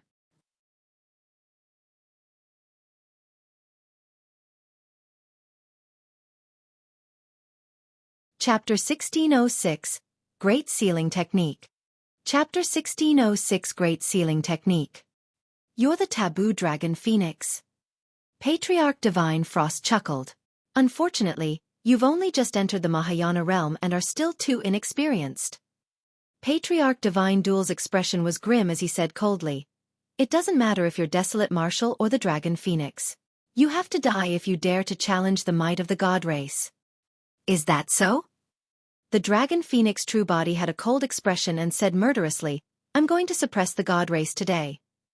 Heavenly God Descent. The two Patriarchs, Divine Frost and Divine Duel, hollered at the same time. With the help of the ancient divine power, the aura in their bodies surged and a gigantic phantom appeared behind them. Roar! The blood chi within the Dragon Phoenix true body surged as he roared into the skies, letting out a deafening roar that caused the ears of the two Patriarchs to buzz. The Dragon Phoenix true body's body expanded rapidly and scarlet scales grew on its surface. He wanted to take on his Dragon Phoenix form and attack with all his might. Great Sealing Technique. Suddenly, Patriarch Divine Frost's voice sounded. An extremely strange power descended on the Dragon Phoenix true body. Before he could transform into his true form, he reverted to his human form rapidly. The expression of the Dragon Phoenix true body changed. He could clearly sense that his blood chi was being suppressed, as though it was sealed by an extremely strange and powerful power. Not only that, the power even surged into his consciousness, wanting to seal his essence spirit. However, it was dispersed by the power of the 11 demon kings in his consciousness and failed. The Great Sealing Technique was a type of greater divine power. Once released, it could seal a cultivator's blood chi and essence spirit, decreasing their combat strength significantly. Although the Dragon Phoenix true body was only at the early stage Mahayana realm, he was a primordial taboo after all. His blood chi was strong and the seal technique could not seal his blood chi completely. However, before the power of the greater divine power dissipated, it was difficult for the Dragon Phoenix true body to transform into his true form. This had a huge impact on the Dragon Phoenix true body. The power and speed of the Dragon Phoenix true body would decrease and his combat strength would be reduced by at least 30%. Humph! A cold smile appeared on Patriarch Divine Frost's slightly old face. "Little cub, you're still far from your peak. A taboo that isn't at his peak is of no threat to us." Patriarch Divine Duel sneered as well. The blood chi of the two Patriarchs burst forth and they arrived before the Dragon Phoenix true body instantly, attacking at the same time. Whoosh! The golden spear drew divine halos and tore the void into pieces. Its landing spot was difficult to locate and enveloped the Dragon Phoenix true body completely. Swoosh! The gigantic golden sword shone with a bedazzling divine light and descended from the skies with an unparalleled might. First, they used Heavenly God Descent to increase their burst power. Coupled with the Great Sealing Technique used to seal the blood chi of the Dragon Phoenix true body, the latter could not transform into his true form and his combat strength was greatly diminished. The two of them joined forces and fought the Dragon Phoenix true body in melee combat. The series of attacks were fluid as water, suffocating and almost flawless. Swoosh! A streak of golden light flashed. It flew out from the impenetrable trap weaved by the dermic treasures of the two Patriarchs by a hair's breadth. A wave of shock and astonishment could be heard from the crowd. Even though the living beings of the 10,000 races were fixated on the battlefield, not many people could clearly see what happened. By the time everyone realized, the Dragon Phoenix true body had already escaped from the attacks of the two Patriarchs, Divine Frost and Divine Duel, and stood in midair.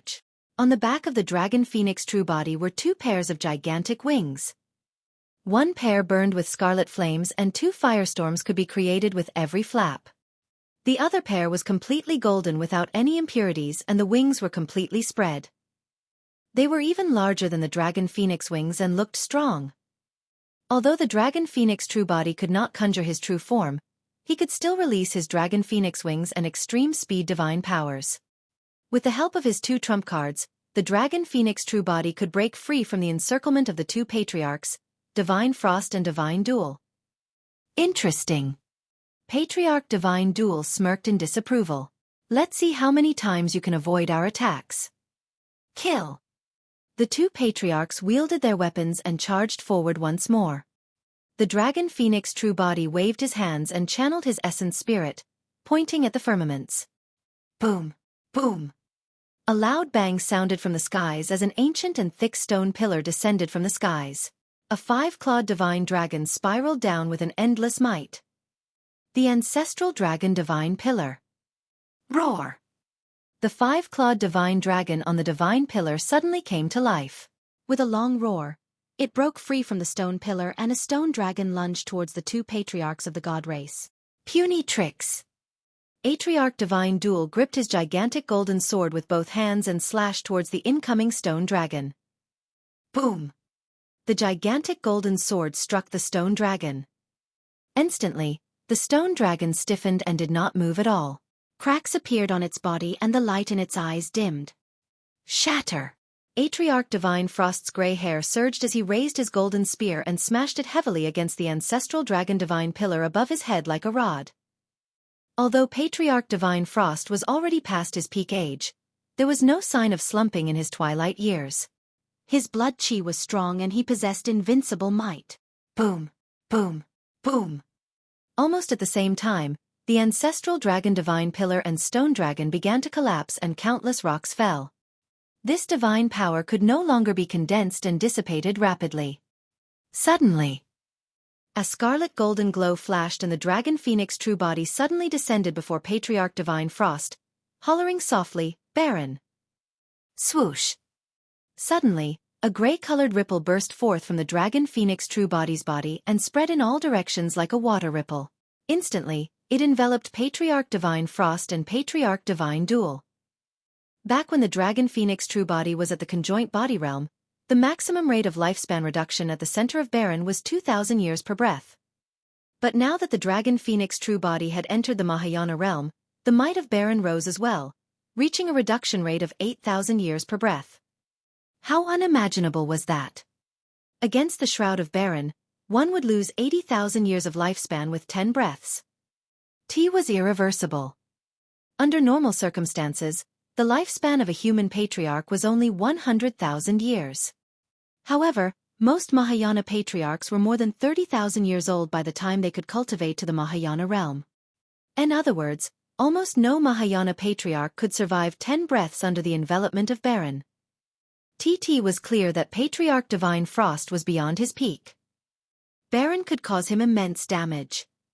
If the dragon phoenix true body could engage Patriarch Divine Frost in a battle in Barren, there was a high chance that the latter would be exhausted to death.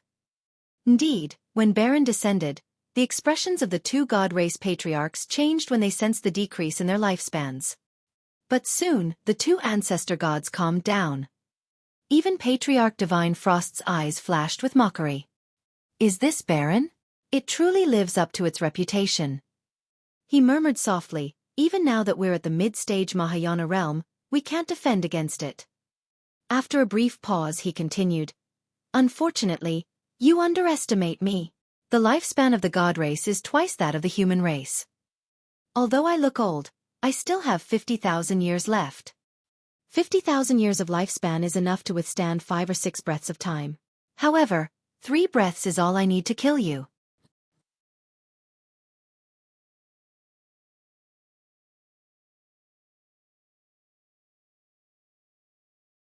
Chapter 1607, Barren Dispelled. Chapter 1607 Barren Dispelled. Patriarch Divine Duel was slightly further away. Although he had fallen into Barren, he did not panic. He was at his peak and had more than 100,000 years to live. Although Barren reduced his lifespan rapidly, it was still within his tolerance. Whoosh! He swung the gigantic golden sword and slashed forward, breaking through the gray-colored ripples in front of him and approaching the dragon phoenix true body rapidly. On the other side, Patriarch Divine Frost gripped his golden spear and thrust it towards the head of the dragon phoenix true body, arriving instantly. Boom! An extremely powerful energy fluctuation burst forth from the dragon phoenix true body, and a pair of jade-white elephant tusks gradually grew on both sides of his body. As the pair of elephant tusks grew, the power of the dragon phoenix true body rose as well. The two patriarchs frowned slightly. Immediately after, another pair of elephant tusks grew beside the dragon phoenix true body. 4 thick and sharp elephant tusks grew and were filled with an extremely terrifying divine power. The aura of the dragon phoenix true body rose continuously. It was the innate divine power of the mystic classic of the 12 demon kings of the great wilderness, the six-tusked divine strength. After entering the Mahayana realm, the dragon phoenix true body could already conjure 4 elephant tusks and his power could increase by 4 times. Although the cultivation of the dragon phoenix true body was still at early stage Mahayana, the power released by the 4 elephant tusks was no weaker than any greater divine power. The dragon phoenix true body reached out and grabbed Patriarch Divine Frost's spear in his palm, gripping it tightly without budging at all. Patriarch Divine Frost's expression changed slightly. He had not expected that the dragon phoenix true body could fight him after releasing that divine power. On the other side, Patriarch Divine Duel broke through the grey ripples and leaped up with a gigantic golden sword in his hands, slashing down at the head of the dragon phoenix true body. God's Eye! At the same time, 2 golden beams of light burst forth from Patriarch Divine Duel's eyes, as though they could penetrate everything. A visual technique was released.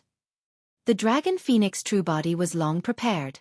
The moment Patriarch Divine Duel released his visual technique, 2 scorching glows burst forth from his eyes. The eyes of the dragon phoenix true body seemed to have transformed into 2 blazing suns. The 2 visual techniques collided in midair and let out a loud bang, creating a gigantic ball of light that expanded continuously. Boom! The ball of light exploded in a blinding manner. A series of yells and tragic cries sounded from the crowd. Caught off guard, the lights blinded all the living beings of the 10,000 races. Some living beings with lower cultivation realms felt their eyes sting and cried continuously, falling into a momentary blindness. It was hard to imagine the impact the dragon phoenix true body and Patriarch Divine Duel at the center of the battlefield would endure. The dragon phoenix true body was restrained by Patriarch Divine Frost while Patriarch Divine Duel attacked and released his visual technique. Initially, Patriarch Divine Duel thought that this would be enough to kill the dragon phoenix true body on the spot. To think that the visual technique of the dragon phoenix true body was even more lethal than his. In this clash of visual techniques, he was the one disadvantaged and his eyes stung such that he could barely open them. Although the cultivation realm of the dragon phoenix true body was low, there was an illumination stone in his eyes and the visual technique had long transformed. Even though the eyes of Patriarch Divine Duel were closed, he relied on his spirit consciousness to sense and did not stop moving. He gripped his sword with both hands and continued slashing in the direction of the dragon phoenix true body. Suddenly, he frowned slightly. He could sense that the palm of the dragon phoenix true body had already landed on his gigantic golden sword before it slashed down. The strange thing was that the palm was limp and boneless. It coiled, trembled and yanked. Patriarch Divine Duel's expression changed. He could clearly sense an extremely powerful ripping power released by the dragon phoenix true body. If he continued holding the gigantic golden sword, his arm would be snapped. Because of that moment of hesitation, his palm was torn and fresh blood dripped. The gigantic golden sword flew out of his hands and was snatched away by the dragon phoenix true body barehanded. After snatching the gigantic golden sword, the dragon phoenix true body threw it back at Patriarch Divine Duel in midair without even looking. The series of events from the visual technique clash, sword snatch to the counterattack were perfect without any delays at all. Patriarch Divine Duel was swooping down when the gigantic golden sword transformed into a golden streak of light and stabbed towards him. After the baptism of the 6-tusked divine strength, the dragon phoenix true body's strength had increased by more than 4 times. Under such an burst, the gigantic golden sword was extremely fast and arrived instantly. Patriarch Divine Duel could not dodge at all. When Patriarch Divine Duel saw that he was about to be severely injured by his own dermic weapon, he suddenly extended his palm and channeled his spirit consciousness. The storage ring on his palm flashed. The gigantic golden sword that was approaching was absorbed by the storage ring on his finger. Su Zimo's counterattack was perfect. However, Patriarch Divine Duel's swift resolution of the situation shocked everyone as well. Patriarch Divine Duel did not stop and descended. Reaching out, his golden blood chi surged as he hollered and threw a punch towards the dragon phoenix true body. The dragon phoenix true body punched in reverse as well. Bang! When the fists collided, flesh and bones smashed as a jarring sound of defeat echoed. The dragon phoenix true body shuddered and with a dull grunt, endured it. As for Patriarch Divine Duel, he flipped in midair and descended as well. Although the Dragon Phoenix True Body was slightly disadvantaged this time round, Patriarch Divine Duel was secretly alarmed. Right now, it was a combined attack from him and Patriarch Divine Frost. Furthermore, the Dragon Phoenix True Body's blood chi was sealed by the divine power of the Great Seal technique and could not transform into his true form. Even so, neither of them could suppress him completely. One could imagine that they would definitely be disadvantaged in terms of strength after the Dragon Phoenix True Body transformed into his true form. At that thought, the killing intent of Patriarch Divine Duel intensified. He had to kill the Dragon Phoenix True Body as soon as possible and not give the latter any chance. Although the fight between both parties was intense, in reality, it was only the duration of a single breath. Great Dark Technique. Right then, when Patriarch Divine Frost saw that he could not break through the defense of the Dragon Phoenix True Body, he released another divine power.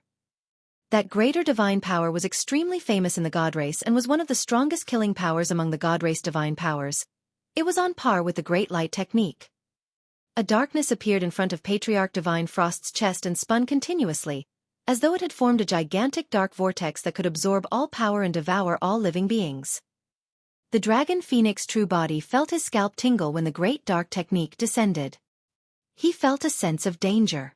Suddenly, when the Dragon Phoenix True Body caught sight of the other end, his pupils constricted.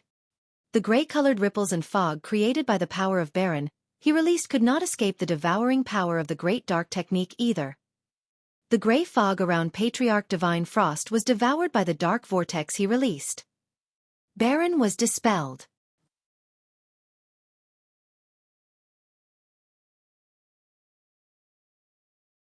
Chapter 1608.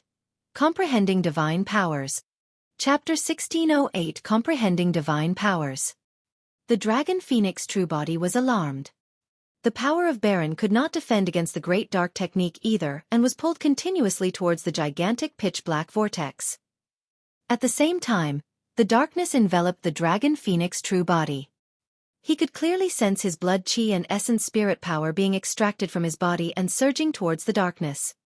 On the other side, Patriarch Divine Duel brought out his gigantic golden sword once more and charged. If this continued, the Dragon Phoenix True Body would most likely be killed by two God Race Patriarchs in less than 3 breaths. A cold glint flashed through the Dragon Phoenix True Body's eyes as he condensed his spirit consciousness.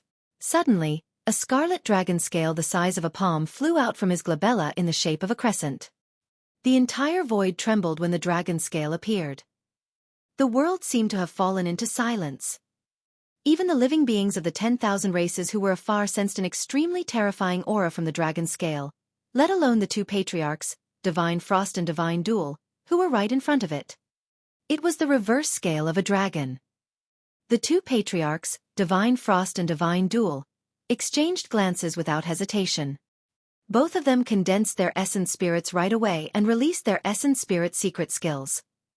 2 golden beams burst forth and struck the dragon scale instantly.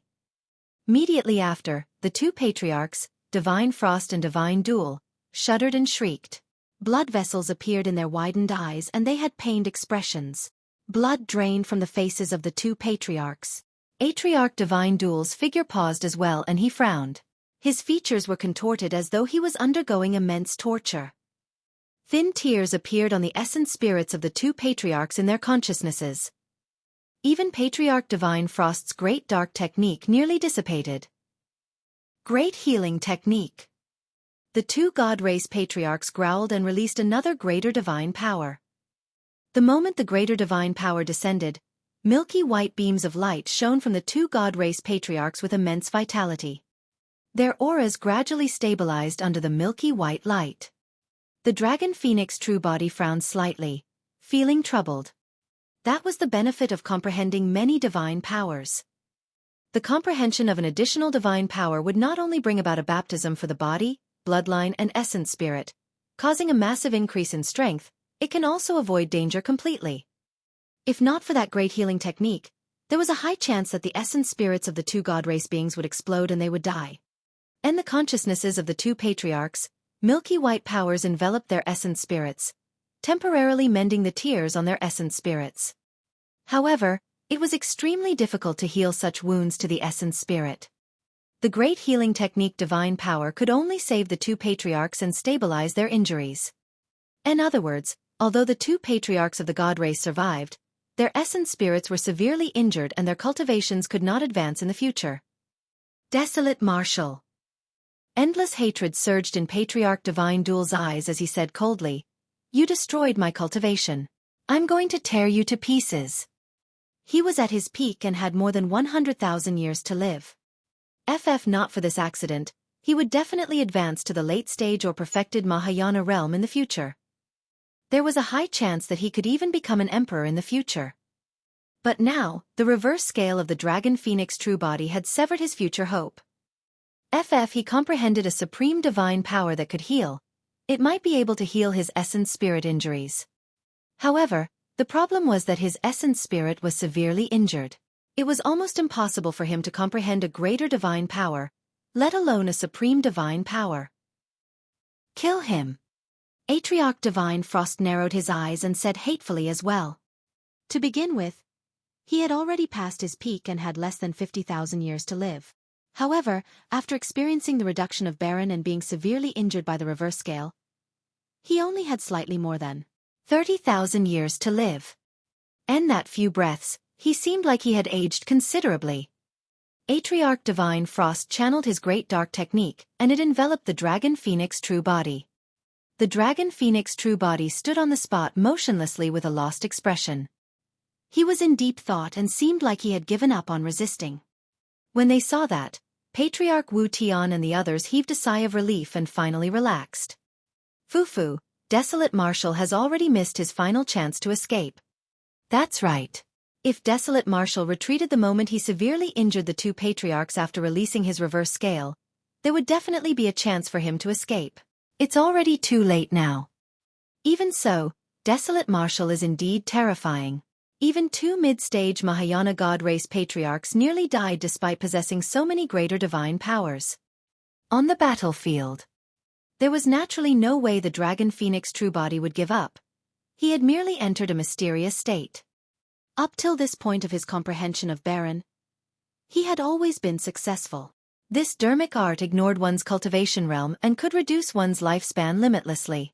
It was irreversible and was something that countless experts were wary of. However, at the end of the day, Barren was merely a dermic art. The power of Barren was already at the peak of dermic arts. At the end of the day, dermic arts could not reach the level of divine powers. In a fight between the Mahayana realm, Mahayana patriarchs could spare tens of thousands years of lifespan at any moment. In fact, some patriarchs of the primordial races could even expend hundreds of thousands years of lifespan. The impact of Barren on them was clearly diminished. Now the greater divine power released by Patriarch Divine Frost had even devoured Barren's power. A look of disappointment flashed through the Dragon Phoenix true body's eyes when he looked at Barren that was gradually devoured. More than that, he was indignant. Even as a dermic art, Barren was so powerful that patriarchs had to be wary of it.